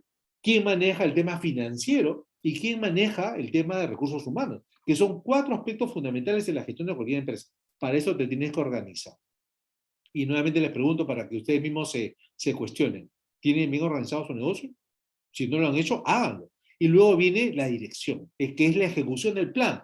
De la planificación sale un plan que se ejecuta a través de una organización, un organigrama, un conjunto de personas con roles y funciones bien definidos, que son los que se encargan de dirigir el negocio. Y luego, en el proceso, tienes que evaluar, ¿no? Y controlar los resultados que has obtenido. Todo en este mundo, ¿no? Al menos a nivel empresarial, se mueve en función a resultados, ¿no es cierto? Y la empresa sobrevive o subsiste o es sostenible cuando los resultados son positivos. ¿Qué significa tener un resultado positivo? Significa generar utilidades netas, significa poder pagarle a tiempo a tu gente, perdón, a tu gente, pagarle a tiempo al Estado, hay que cumplir con el Estado, si somos empresas formales. Si queremos crecer, necesitamos formalizar nuestro negocio. Probablemente algunos de los empresarios que están acá, y el 75% de todos a nivel del país, son informales. Pero yo les digo, por conocimiento de causa, ¿no? Y ustedes mismos lo tienen que ver a su alrededor, o por experiencia. La informalidad implica una camisa de fuerza para el crecimiento de las empresas. No puedes contratar con ninguna empresa pública ni privada, porque te van a pedir factura que tú no tienes, ¿no? No puedes pedir un crédito bancario como empresa, ¿no? Si pides un crédito bancario, te van a, digamos, dar un préstamo como persona natural a una supertasa, ¿no? O sea, el costo financiero se incrementa y asumes una responsabilidad que no es tuya, es de la empresa, pero como es informal, no lo puedes tomar. No puedes licitar con el Estado, no puedes licitar con empresas privadas, es decir, es un corset, es una camisa de fuerza. Por lo tanto, si ustedes son informales, busquen la mejor forma valga la redundancia, de formalizarse para poder crecer en el futuro. ¿Ok? Y una vez que, digamos, ya está en ese proceso de crecimiento, digamos, este círculo virtuoso de la administración se hace cada vez más fuerte. ¿Ok? Pero para evaluar debes tener objetivos claros en diferentes aspectos del negocio. Como por ejemplo, a nivel de financiero, un objetivo claro es el nivel de rentabilidad. ¿Cuánto genera rentabilidad o cuánto esperas generar en el 2022? ¿5%? ¿10%? ¿20%? ¿30%? ¿Tienes ese objetivo claro? A nivel comercial, ¿has definido cuáles son tus objetivos? Yo te diría, por ejemplo, un objetivo clave es cuál es el número de clientes que tú manejas. ¿Cuántos clientes tienes en tu base de datos? ¿5? ¿50? ¿1000? Mientras más, mejor, por supuesto. ¿No es cierto? ¿A cuántos tienes ahora? ¿Y cuánto esperas tener a fin de año? ¿Y cuánto esperas tener para el 2023? Esos son objetivos claros. ¿Cuál es tu participación de mercado en el área donde tú trabajas? Imagínate que tengas una ferretería, ¿no? ¿Con cuánto participas tú? Estimado, ¿no? Digamos, de las ventas en el sector ferretero en tu distrito, por ejemplo, o en tu organización, por lo menos, ¿no? Oye, sí, hay 5 ferreterías grandes, como la mía, ¿no? Y yo vendo más o menos la mitad. Ok, 50% es una buena participación. ¿Esa es tu meta? Eso es lo que tienes que controlar. El posicionamiento de la empresa, que a veces tú lo puedes conseguir a través de encuestas, ¿no es cierto? ¿Qué tan bien considerado esto es tu producto, tu servicio de mercado? A nivel operativo, ¿cuál es tu rotación de inventario, por ejemplo? ¿No? ¿Cuál es tu porcentaje de merma? Que es importante porque te va directo a la vena como pérdida, ¿no? Una merma es la pérdida generalmente relacionado con el proceso productivo o proceso comercial. Insumos que se pierden, productos que se pierden porque como no se venden, están almacenados, se humedece, y ustedes venden alimentos, se pasa el alimento, entran bichos, o sea, puede ser un desastre, ¿no es cierto? Si no lo cuidas correctamente. Eso es evaluación y control. Pero para evaluar y controlar, primero tengo que definir claramente cuáles son mis objetivos. Y si no los tengo, estoy manejando a ciegas. Por lo tanto, me puedo chocar en un momento determinado. Por eso es que tantas empresas se cayeron durante la pandemia, ¿no? Porque no tenían un seguro de protección derivado de una gestión y un sector que, como alguno de ustedes comentó, se vio impactado por los temas de pandemia, como sectores que se cerraron completamente, el sector turístico, el sector hotelero, el sector gastronómico, el sector de la diversión, los cines, los gimnasios, ¿no? Yo tengo una anécdota de que un compañero mío del Scotiabank, ¿no? Juan Manuel Santamaría, era el gerente de marketing, era socio con 4 patas más del Gold Gym, ¿no? Y bueno, yo lo veía de cuando en cuando, después de que terminé de trabajar con el grupo Scotia. Yo soy socio de hace muchos años del Gold, y me iba interdiario y a veces me lo encontraba, ¿no? Pero normalmente me lo encontraba en las noches, pues, porque como el pata trabajaba en bancos, normalmente él disfrutaba de su gimnasio, o no iba ni siquiera a hacer deporte, iba a trabajar en las noches. Entonces me lo encontré, hola Juan Manuel, ¿cómo estás? Pero en una ocasión me lo encontré de día, y le digo, Juan Manuel, ¿qué haces acá? Me dice, no, ahora ya vendí mi participación en el coaching. Ah, mira, qué bacán, así que ahora estoy viendo en mis rentas, me dice, ¿no? El pata era muy inteligente, es muy inteligente, ¿no? Bacán, le digo, ¿y cuánto lo vendiste si no es indiscreción? $20 millones. El Smart Fit que compró el Gold Gym en el año 2018, ¿no? El año 2019 empezó la inversión, aparte de pagar los 20 millones, empieza un cambio en la gestión del negocio. Lo hace mucho más estandarizado, con menos trainers, con menos personal y más máquinas, ¿no? Empezó a cambiar. Se hizo menos personalizado, pero con, digamos, un conjunto de implementos que es bastante suficiente para un pata que quiere entrenar, ¿no? Pero ¿qué pasó? Empezó la pandemia, ¿no? Entonces imagínense a los inversionistas del SmartFit, que bueno, felizmente para ellos es una marca internacional, ¿no? Con mucha espalda financiera, que ha tenido que soportar toda la pandemia prácticamente con 0 ingresos, ¿no? Entonces la pandemia les ha pegado duro, porque aparte de los 20 millones, ya habían invertido en remodelación que recién han terminado en 2021, ¿no? Y bueno, ya se recuperó ese sector, como se está recuperando también el sector. Adelante. ¿Alguien quería comentar algo? Ok. Entonces, hay ciertos sectores que se han visto impactados de una manera impresionante, ¿no? Por el tema de las, digamos, de la pandemia. Y ya para continuar, normalmente en esa parte de los aspectos claves yo les pido opinión a cada uno de ustedes, pero para agilizar el concepto, déjenme, que ya lo mencioné hace un momento, déjenme resaltar que los aspectos claves de cualquier negocio, ¿no? Se refieren al área productiva, donde se crea la oferta de valor de la empresa. Por ejemplo, yo tengo digamos que tengo un spa, con peluquería, manicure, pedicure, lo que fuera. Eso le llaman, creo, un spa, ¿no es cierto? Esa es mi área productiva. Ahí vendo servicios, genero y vendo servicios, ¿no es cierto? Una empresa tipo Alicor, ¿no? El área de producción es clave, con toda la gama de productos que tiene. Nace de aquí. Esto es la fuente inicial de la oferta de valor de la empresa hacia el mercado. ¿Qué cosa es la oferta de valor? Lo que tú ofreces al mercado, lo que tú das al mercado. Es el motivo por el cual tienes un segmento de clientes que te compra a ti. ¿De acuerdo? Ese es un tema fundamental, ¿no? En la producción en cualquier empresa. Ustedes lo tienen que cuidar como la joya de su empresa. Pero esto no funciona bien si la logística no funciona bien. Alguien mencionó que, por ejemplo, el precio de los fletes o la escasez de productos te impiden producir lo que tú quisieras. Y es cierto, porque si tú no consigues insumos o los consigues mucho más caro, ¿no? Tu producción en general se deteriora, porque se incrementan los precios, los costos de producción, o sencillamente no puedes operar, ¿no es cierto? Entonces es importante que la logística funcione, que es parte de toda la cadena productiva. Y adicionalmente, ¿no? Tienes el tema comercial. es otro aspecto fundamental, ¿no? De la gestión financiera. Tú puedes producir los mejores bienes y servicios del mercado, pero si tú no tienes un buen equipo comercial, no vendes. ¿Y cómo se generan los ingresos de la empresa? A través de la venta de tus bienes y servicios. Por lo tanto, es fundamental que tus estrategias de marketing apoyen correctamente a tu gestión y tu estrategia comercial. Y el marketing se basa en la investigación de mercado, que es un tema fundamental. Por lo tanto, hay que cuidarlo mucho.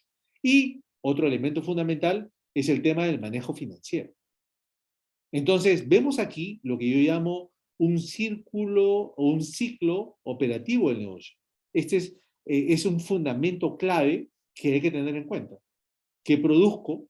¿Cuánto vendo? Y de estas ventas que me generan ingresos, ¿cuánto es lo que mueve el área financiera para retroalimentar la producción? A través, por ejemplo, del financiamiento de la compra de insumos, la compra de maquinarias, el alquiler, el pago de los servicios, la contratación de personal, ¿no? Todo esto lo mueve finanzas, ¿no? Que es el que inyecta el dinero, ¿no? Para poder continuar con este ciclo operativo. Mientras más rápido gire el ciclo operativo, mejor para la empresa. Mientras mayor sea la inversión, ¿no? El volumen o la escala de la empresa empieza a crecer, ¿no? Y las empresas más rentables son aquellas que empiezan a crecer en volumen, en escala, ¿no? ¿Por qué? Porque cuando tú creces en volumen, ¿no? Vamos a revisar este cuadro, cuando tú incrementas el volumen de las ventas, ¿no? Desde el punto de vista matemático, lo que disminuyes a nivel unitario son los costos fijos. Los diluyes. Si esta curva que tiene una pendiente, en lugar de ser de este tamaño, a ver, de ser de esta forma, perdón, un segundito, en lugar de tener esta forma, tuviera, por ejemplo, esta forma, vamos a hacer un ratito, o esta tendencia, si lo puedo dejar, imagínense esta de acá, ¿no? A ver, un segundo, ¿dónde está mi pantallita? Acá está.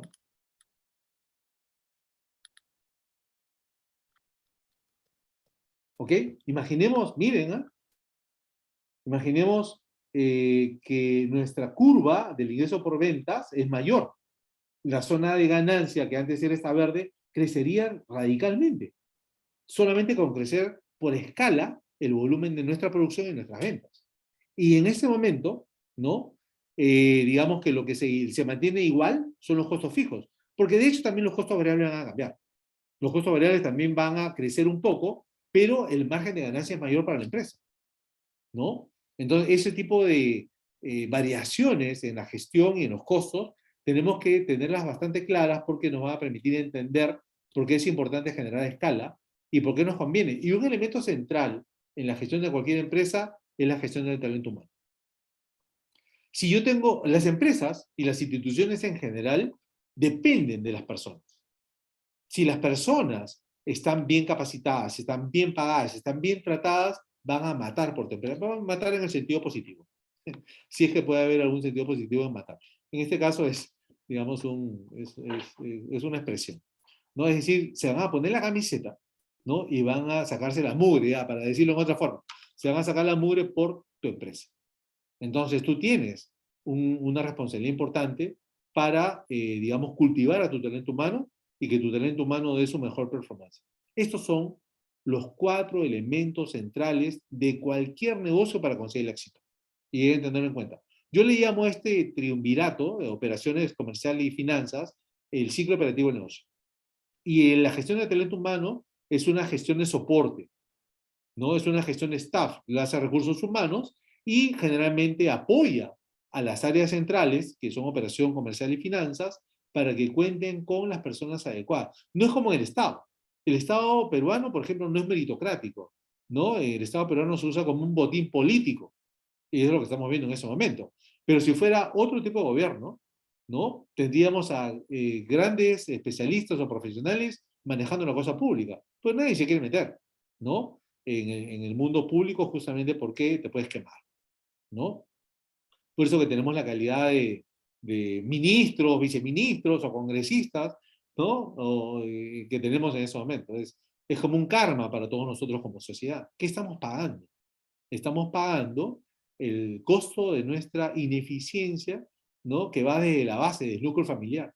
Pero bueno, ese es otro tema, y un tema amplio para discutir, ¿no? Entonces, esos son los aspectos claves que tenemos que mantener, ¿no? Es importante el tema financiero porque nos permite tener liquidez. Yo siempre hago un símil. La liquidez es para las empresas lo que el oxígeno es para las personas. Y lo hemos visto en época de pandemia. Si tú no tenías oxígeno en tiempo de pandemia, sin vacunas, te morías. Especialmente si tienes una predisposición digamos, por enfermedades colaterales. ¿No es cierto? Obesidad, diabetes, problemas cardíacos, ¿no? Hipertensión. Te podías morir, ¿no? Lo mismo sucede con las empresas. Si a las empresas les falta liquidez, no puedes operar. Así de simple. Por lo tanto, es importantísimo el manejo de las finanzas para poder aprender a generar liquidez. Hay que planificar la necesidad de caja. ¿A través de qué? De la planificación del flujo, ¿no? ¿Cuánto ingresa cada mes? ¿Cuánto gasto cada mes? ¿Y cuál es mi margen? Oye, que en 2 o 3 meses estoy en rojo. Ah, ¿qué podemos hacer para por lo menos llegar al punto de equilibrio? Y no llegar al rojo. Esa es parte de la planificación de las necesidades de caja. Esto te lleva a fijar estrategias, ¿no? Las estrategias son como que las diferentes rutas que tú puedes tomar para conseguir, ¿qué? Tus objetivos. Por ejemplo, si tú quieres crecer del 10% de rentabilidad al 20%, ¿qué tienes que hacer? Para empezar, tienes que incrementar tu volumen de producción. Y a su vez, tienes que incrementar tu capacidad de venta. Esa es una estrategia. Crear equipos de venta, ¿no? Rediseñar y mejorar tu sistema productivo, por ejemplo, ¿no? Para cumplir con tus objetivos. Y eso nos obliga a ser racionales desde el punto de vista económico.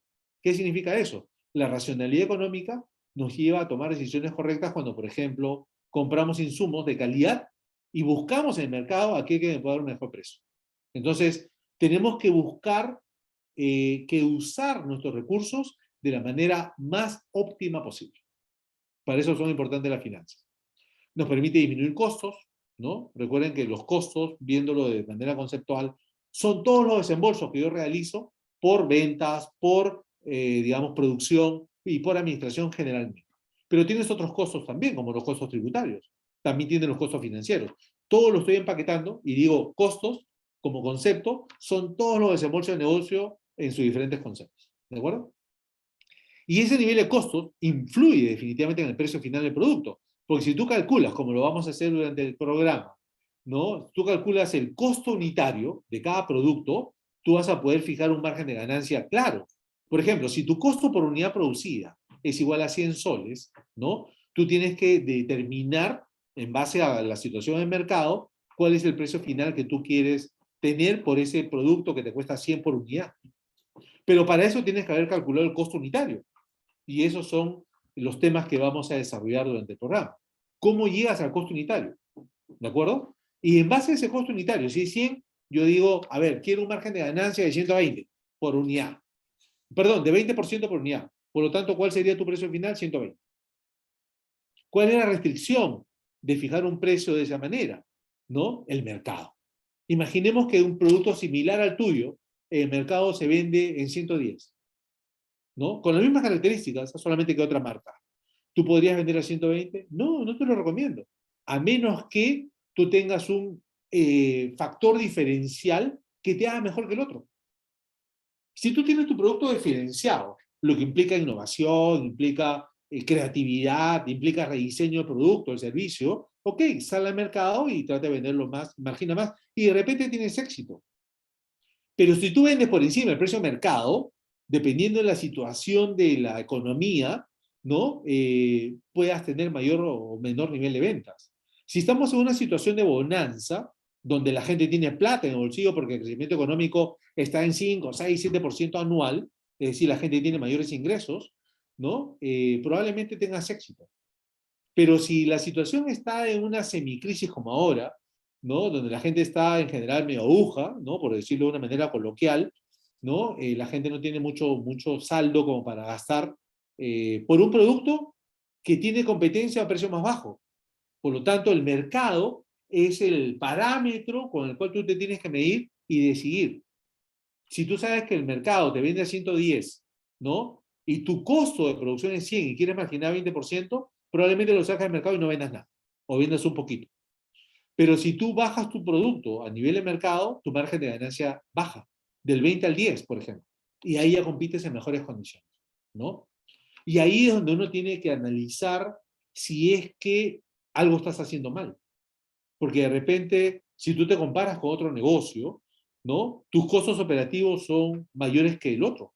Y por lo tanto, hay algo que está pasando. O gastas mucho en insumos, o gastas mucho en mano de obra, o gastas mucho con tus vendedores. De repente tú le pagas, por ejemplo, a tus vendedores, a tu fuerza de ventas, le pagas un básico de 2.000 más comisiones. Unas comisiones del 10% sobre cada sol vendido. Lo cual es un montón, ¿no es cierto? Entonces tú te das cuenta, estoy pagando de más. Tienes que comparar el valor que tú le pagas a tus vendedores comparado con el resto de las empresas que tienen la misma función. Y de repente te das cuenta que los otros les pagan sueldo mínimo más comisiones del 5%. Por lo tanto, sus costos de venta son menores que los tuyos. Profe, Para eso, disculpe, sí, adelante, por favor. ¿y cómo podría saber ello, no? ¿Cómo podría saber si mi competencia está pagando menos o más? A Porque así ver, nada más no te van a dar, ¿no? no, claro, pero para eso, ¿no? Tienes que aplicar estrategias de investigación, que algunos llaman espionaje financiero o espionaje industrial, ¿no? Pero ya lo hizo eso ya, el hombre ya lo hizo ya, en ella de hizo ya, pero... Adelante. Sin sonidos colaterales. Por favor. No, son las 16, chicos. A ver, vamos a correr con esto.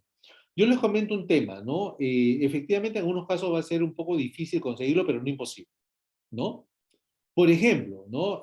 Una forma de averiguarlo es tratar de, digamos, postular o mandar a nuestra gente a que postule a alguna posición de esa misma empresa. Por ejemplo, imaginemos que tú tienes a una persona de confianza que trabaja para ti, ¿no? Y le pagas 2.000 más 10%, ¿no? Como una forma de espionaje industrial, ¿no? Cuando se presente una convocatoria al área comercial de la otra empresa, manda a alguien de tu equipo, ¿no? Y dile postula. Y investiga. Investiga. Eso es lo que hacen las empresas grandes. Empiezan a investigar. O como otras empresas también que son especializadas en investigación de mercado. Y tú les dices, por ejemplo, un Arellano Marketing o otras empresas de investigación, quiero saber cuánto paga esa empresa. Y te lo van a conseguir, ¿no? Es relativamente fácil conseguir los niveles salariales en el mismo sector. ¿Se dan cuenta? Y por eso es que la rotación de, digamos, de trabajadores es a veces bastante alta, porque la competencia para conseguir los mejores está ahí, digamos, en el mercado. ¿Se dan cuenta? Entonces, es un poco, no es tan transparente, pero igual lo puedes conseguir o lo puedes estimar. Y a partir de ahí, tú comparas si estás pagando de más o estás pagando de menos. Un síntoma de que estás pagando de menos es que la gente se te va rápido. ¿Sí o no? La rotación de tu personal. Oye, te sacas la mugre capacitándolos, induciéndolos, ¿no? 15 días de inducción, ¿no? Los capacitas durante todo ese periodo, pasa 1, 2, 3 meses y te va. Contratas a otra gente, 2, 3 meses y se va. Ahí te tienes que preguntar, sentado con tu gerente de recursos humanos o quien maneja recursos humanos, y te tienes que poner a pensar, oye, ¿qué está pasando? Y de repente lo que está pasando es que tú no pagas bien a tu gente. Ese es otro síntoma. Si la gente se te va rápido, por más que tú quieras darle mejor ambiente, ¿no? Algo está mal. Y ahí tienes que hacer esa investigación. Porque si no, imagínate, el costo de las inducciones y de la renovación de personal muy continua afecta la performance del mercado, de tu empresa en el mercado. Por lo tanto, tienes que ir leyendo, entre comillas, los síntomas de tu gestión, ¿no es cierto? Y ya hablamos de los costos de producción, fijos, variables, directos, indirectos. Y luego estamos hablando del flujo de caja, y vamos a desarrollar flujo de caja para cada una de sus empresas. Durante el programa vamos a entregarles, digamos, plantillas en Excel, que yo he trabajado con NI durante los últimos programas, cada vez lo estamos perfeccionando más, que nos permite armar nuestros estados financieros básicos. ¿De qué estamos hablando? De balance, estados de resultados, flujos de caja, ¿no? Estamos, digamos, aprendiendo a determinar nuestros costos unitarios de producción, nuestros costos fijos unitarios, nuestro costo variable unitario, que nos permite llegar justamente al punto de equilibrio, en términos de volumen, que es clave. Pero una herramienta fundamental para la gestión de la empresa es el flujo, ¿no? El flujo de caja es un informe financiero que registra el total de los ingresos y gastos en un periodo determinado. Y eso te va a dar, te va a permitir visualizar tu poder en la generación de liquidez. Y esto es fundamental. Porque si tú puedes proyectar cuánto vas a tener como resultado neto, tú vas a poder saber, por ejemplo, si vas a poder cumplir con todas tus obligaciones. Y tus obligaciones tienen dos vertientes fundamentales: los préstamos de bancos y los préstamos de los proveedores, que son las cuentas por pagar. Un proveedor te puede dejar, como ustedes bien saben, insumos para que los pagues en 15, 30, 45 días, dependiendo del nivel de confianza que tenga el proveedor contigo. Si tú eres un cliente importante, si tú eres un cliente grande o mediano grande y que va creciendo y confían en ti, te dan crédito de proveedor. Eso es un cuenta por pagar en la parte del pasivo del balance, por ejemplo, ¿no? Y te permite el flujo de caja hacer proyecciones de corto, pero el flujo de caja generalmente un año, ¿no? Ok, y en base a estos datos reales del pasado, tú puedes hacer una proyección financiera. Estas proyecciones financieras que generalmente las aplicas en la proyección de tu flujo de caja, de tu balance de resultados, es una herramienta clave para poder saber si tu negocio es sostenible en el futuro. Te permite identificar oportunidades de inversión, ¿no? Que te permitan, digamos, crecer tomando riesgos controlados. Porque recordemos, cualquier negocio tiene riesgos de diferente tipo. Riesgos de mercado, riesgos operativos, como por ejemplo la delincuencia es un riesgo operativo. El riesgo de mercado es que tú seas un importador o, digamos, seas un fabricante que tiene insumos del exterior y que, como bien decían varios de ustedes, el tipo de cambio sube, ¿no? Y me incrementan los costos, de tal manera que mi margen de ganancia se achica o se hace negativo. Eso es un riesgo. ¿El riesgo de qué? Riesgo de mercado. Un riesgo operativo también puede ser el crecimiento de las mermas. Oye, se nos ha podrido el 20% de todos nuestros insumos. ¿Por qué? Porque hubo una filtración en el depósito, ¿no? Y humedeció los productos. Ese es un riesgo operativo. Y es implícito en cualquier negocio, ¿no es cierto? Esos son los que tenemos que controlar, ¿de acuerdo? ¿Cuáles son los estados financieros principales? Son estos cuatro: balance, ganancias y pérdidas, cambios en el patrimonio neto y el flujo de efectivo. Los que más usamos son estos dos primeros, balance, ganancias y pérdidas, que son claves, y los flujos de efectivo, pero vistos de una manera diferente, ¿no? Acá están los componentes que vamos a pasar muy rápido, porque los vamos a estudiar durante el programa, ¿no? Y generalmente en las empresas formales, cada estado financiero genera notas que te permiten explicar la performance y las principales cuentas de estos estados financieros. Esto lo vamos a ver con mayor detalle durante el curso. ¿Ok, jóvenes? Bueno, yo les pido mil disculpas por haberme extendido mucho más allá de lo que digamos, estaba programado. Esta es solamente una introducción. Me he explayado un poco en el tema del contexto, porque me parece fundamental como empresarios que tengamos claro qué piso o qué terreno pisamos. ¿Dónde estamos parados? Ese es un aspecto fundamental de la planificación hacia el futuro. Saber dónde estamos parados, y yo los invito desde ahora a ir pensando como empresa en cuáles son sus fortalezas y habilidades, que son temas que yo como empresario puedo manejar, ¿no es cierto? Una fortaleza es algo que yo como empresario puedo controlar. Por ejemplo, la calidad de mis productos. Por ejemplo, la participación de mercado, ¿no? Y las debilidades también. Por ejemplo, yo puedo decir que tengo problemas en mi rotación de inventarios. Mi rotación de inventarios puede ser muy lenta, y eso es una debilidad. Pero a su vez tenemos que conocer claramente cuáles son las oportunidades y amenazas que estuvimos discutiendo al inicio. Tenemos que saber qué nos amenaza y saber qué oportunidades tenemos. Si nosotros, por ejemplo, tenemos un producto de exportación, ¿no? Y se abre un nuevo mercado, eso es una oportunidad. Los tratados de libre comercio, por ejemplo, que se abren, nos permiten ingresar a nuevos mercados. Por ejemplo, la agroexportación genera oportunidades enormes. Yo creo que el futuro del país va por el lado del agro, pero de la agroindustria que cree valor, no solamente productos que vendemos en bruto, ¿no? Necesitamos crear valor. Por ejemplo, un tema que para mí es un reto es mejorar nuestra capacidad de transformación de un producto masivo en nuestro agro, que es el tema de la producción de papa y sus derivados, ¿no? Papas congeladas, harina de papa, ¿no? Los snacks, ¿no? Como las papas light, por ejemplo, ¿no? Y el vodka, que también se hace de papa, ¿no? Y el tokosh, que ahora se está, digamos, industrializando también, que ya le han eliminado las características, digamos, medias complicadas, como es el olor.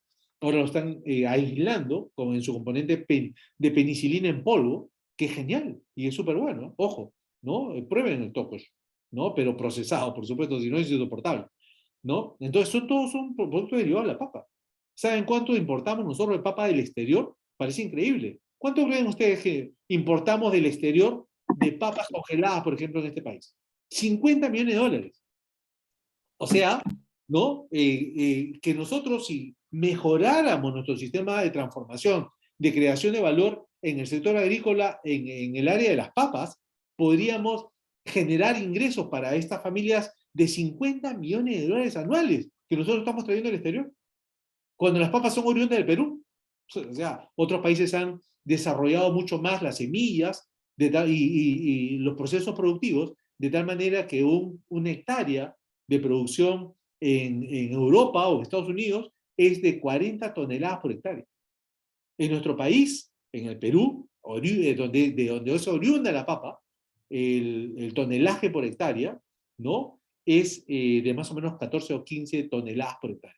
O sea, en el exterior, por su proceso, por su innovación, por su tecnología, basado, por ejemplo, en el uso de fertilizantes y semillas mejoradas, ¿no? Generan 3 veces por hectárea lo que producimos nosotros. Y esa escala disminuye sus costos y produce mayor rentabilidad a las empresas. Por cada, digamos, tonelada tiene una utilidad importante, ¿no? Entonces, esas son cosas que tenemos que conocer. Bueno, Angélica, mis disculpas por la atención y yo creo que tengo que dejar hablar. Así que nada, les agradezco la atención, espero que les haya gustado mi clase y los invito para que sean parte de este programa que estoy seguro que les va a gustar y les prometo, cuando empiece el programa ya estar totalmente curado. Así que no van a tener incomodidad de escuchar mi tos, ¿no? Así que nada. No te Muchas preocupes, gracias, José, más bien Angélica. gracias. No, Más bien, antes de poder cerrar la sesión, agradezco que todos puedan ir dejando también algunas consultas bueno, que ya se hayan dado último por el chat de Zoom para ser resueltas, pero también invito a todos a poder conectar sus cámaras para poder iniciar el premio de las medias becas.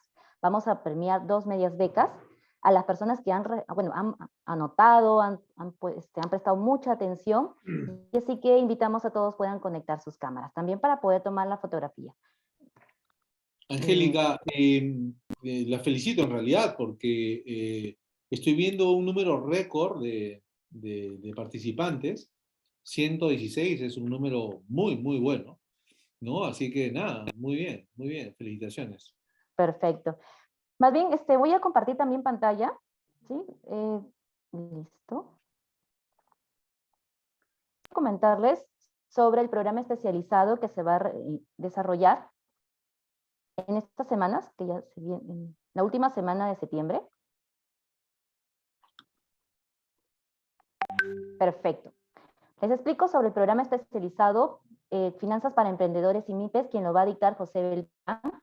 Vamos a tocar todo relacionado a analizar, proyectar y rentabilizar tu empresa.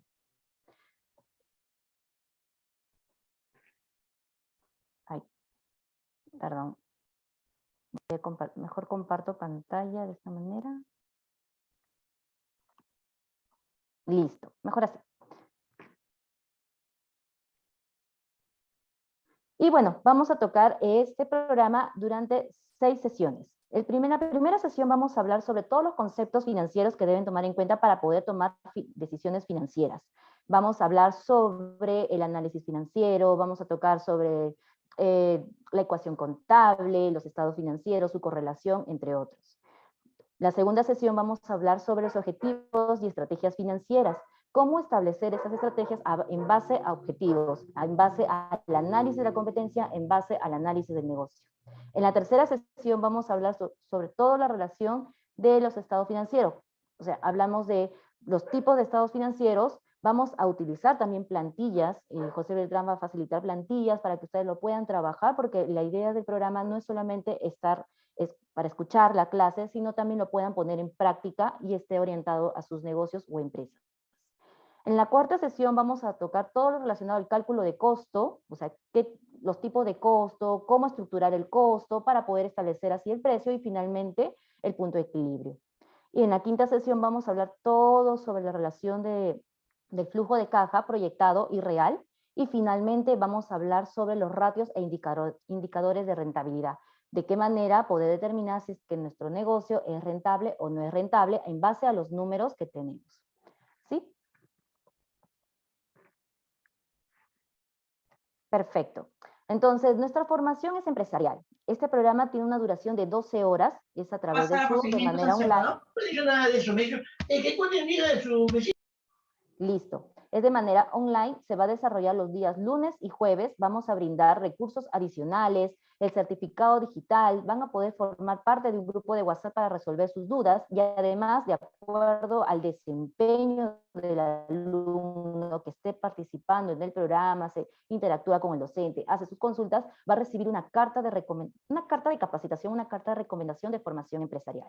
Entonces, para las 3 primeras personas tenemos un descuento del 25%, el cual el general es de 465. Para las 3 primeras equivale a 345, pero si no tienes el total, no hay ningún problema porque puedes separar tu vacante con 50 soles. En breve el equipo de NEI va a estar compartiendo los enlaces para que ustedes puedan hacer sus consultas en base al programa que vamos a iniciar el día 29 de febrero. Perfecto, ahora que ya todos han podido conectar su cámara o la mayoría, entonces invito a José que pueda hacer 2 preguntas, ¿no?, puntuales para que los usuarios que han estado prestando mucha atención puedan responder. ¿Cuál es la dinámica? Vamos a hacer una pregunta, ¿ya? Y las personas quienes tienen las respuestas van a levantar la manito en la sección de reaction.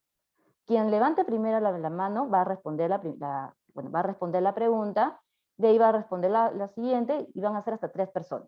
Esas 3 personas, si han respondido correctamente, José va a tener que escoger uno de ellos para que sea el ganador de la media beca. Y así va a ser lo mismo para la segunda pregunta. ¿Listo? ¿Empecemos? Perfecto.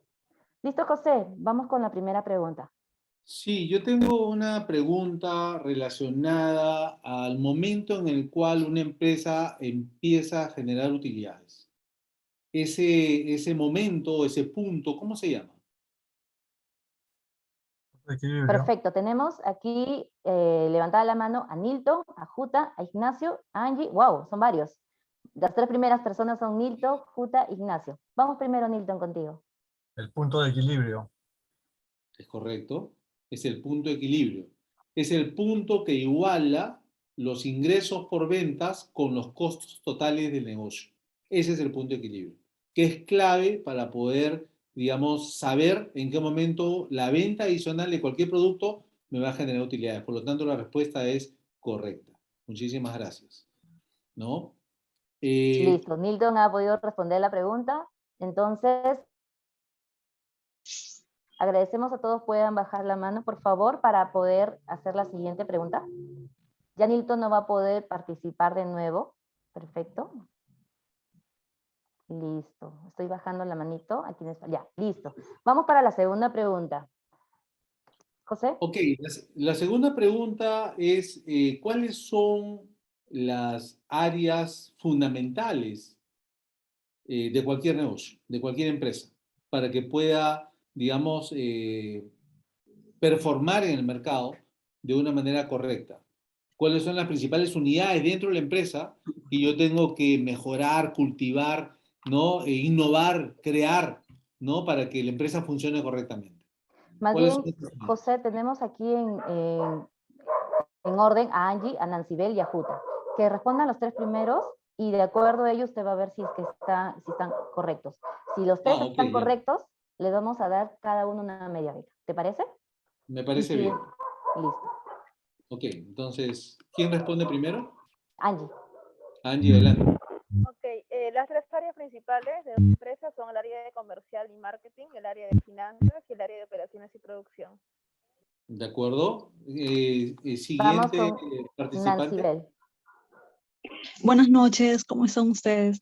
Exactamente, como dijo mi compañera, es el área de operaciones, ¿no?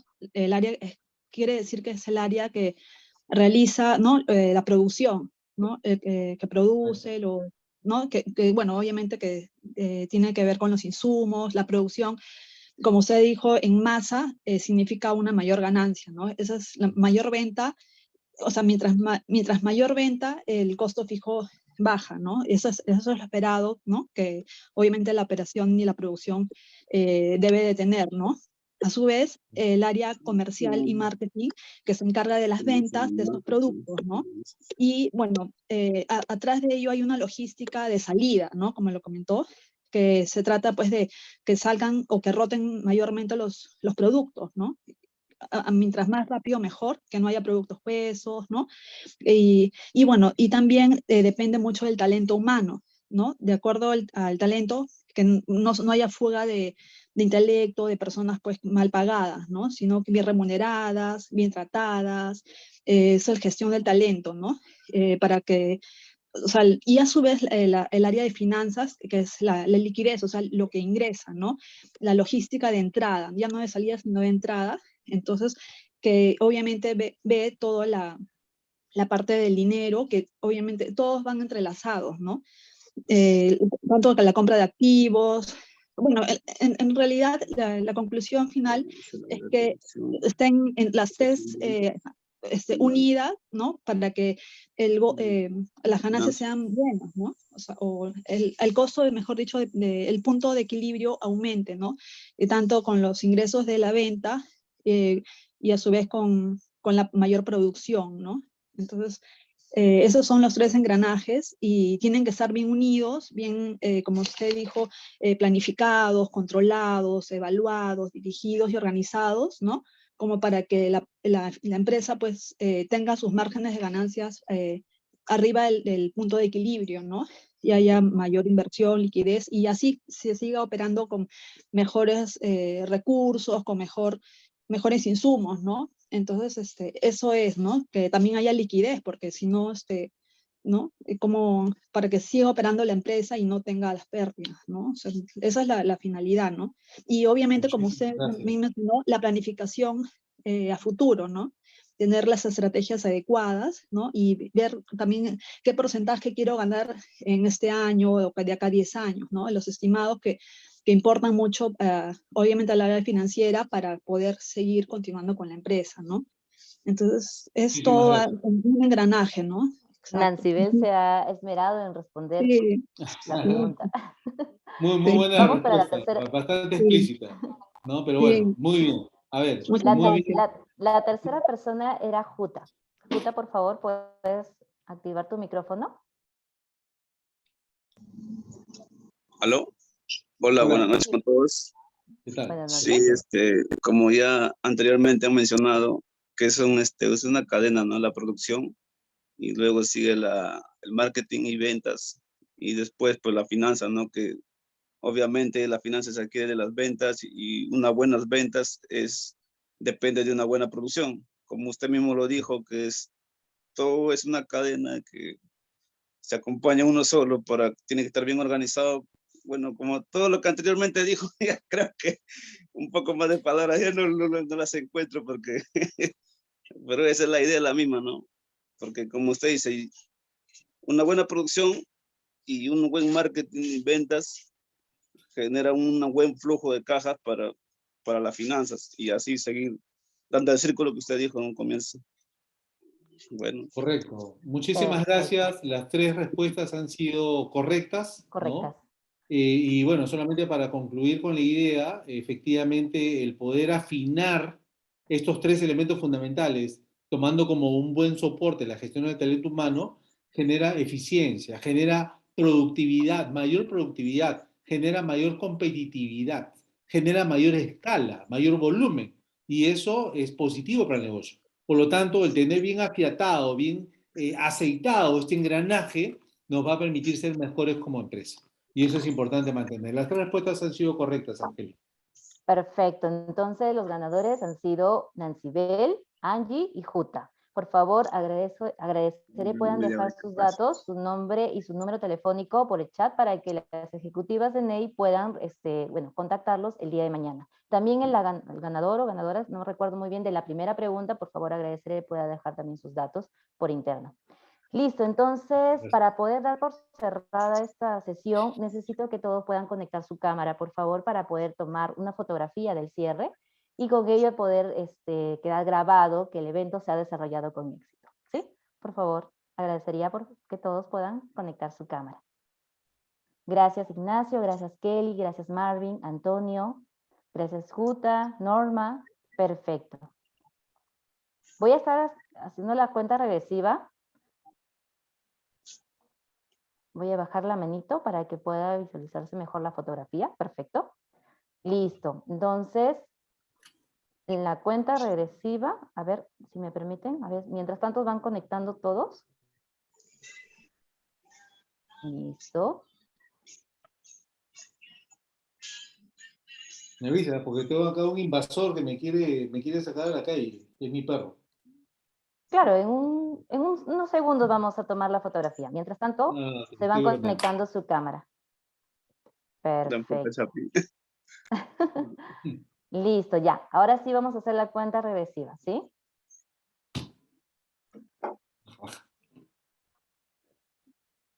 Perfecto. 3, 2, 1.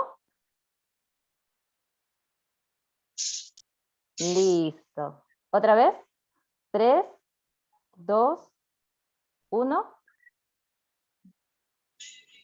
Genial. Perfecto. Ya hemos tomado la fotografía de cierre. Agradezco a todos por habernos acompañado. Espero que hayan podido rescatar mucha información y también los espero en el programa especializado, Finanzas para Emprendedores y MIPES, que en breve las ejecutivas van a estar compartiendo también el enlace para que puedan hacer sus consultas y soliciten información.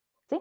Muchas gracias y que tengan muy buenas noches. Hasta luego. Angélica, muchas gracias y muchas gracias a todos y a todas por la atención. Espero que les haya gustado esta exposición y los espero en el programa. Así que nos veremos Genial. pronto. Espero. Ya, y me olvidaba decirles también, en el grupo de WhatsApp de las Masterclass y de los grupos que tenemos aquí en la Escuela de Negocios e Innovación, siempre vamos a estar compartiendo clases gratuitas, eventos gratuitos, todo tipo de eventos relacionados a diferentes temas para que nos puedan acompañar y puedan aprovechar al máximo bastante contenido de valor sobre dirección empresarial. ¿Sí? Muchas gracias, que tengan muy buenas noches. Gracias. Gracias, buen fin de semana, nos vemos.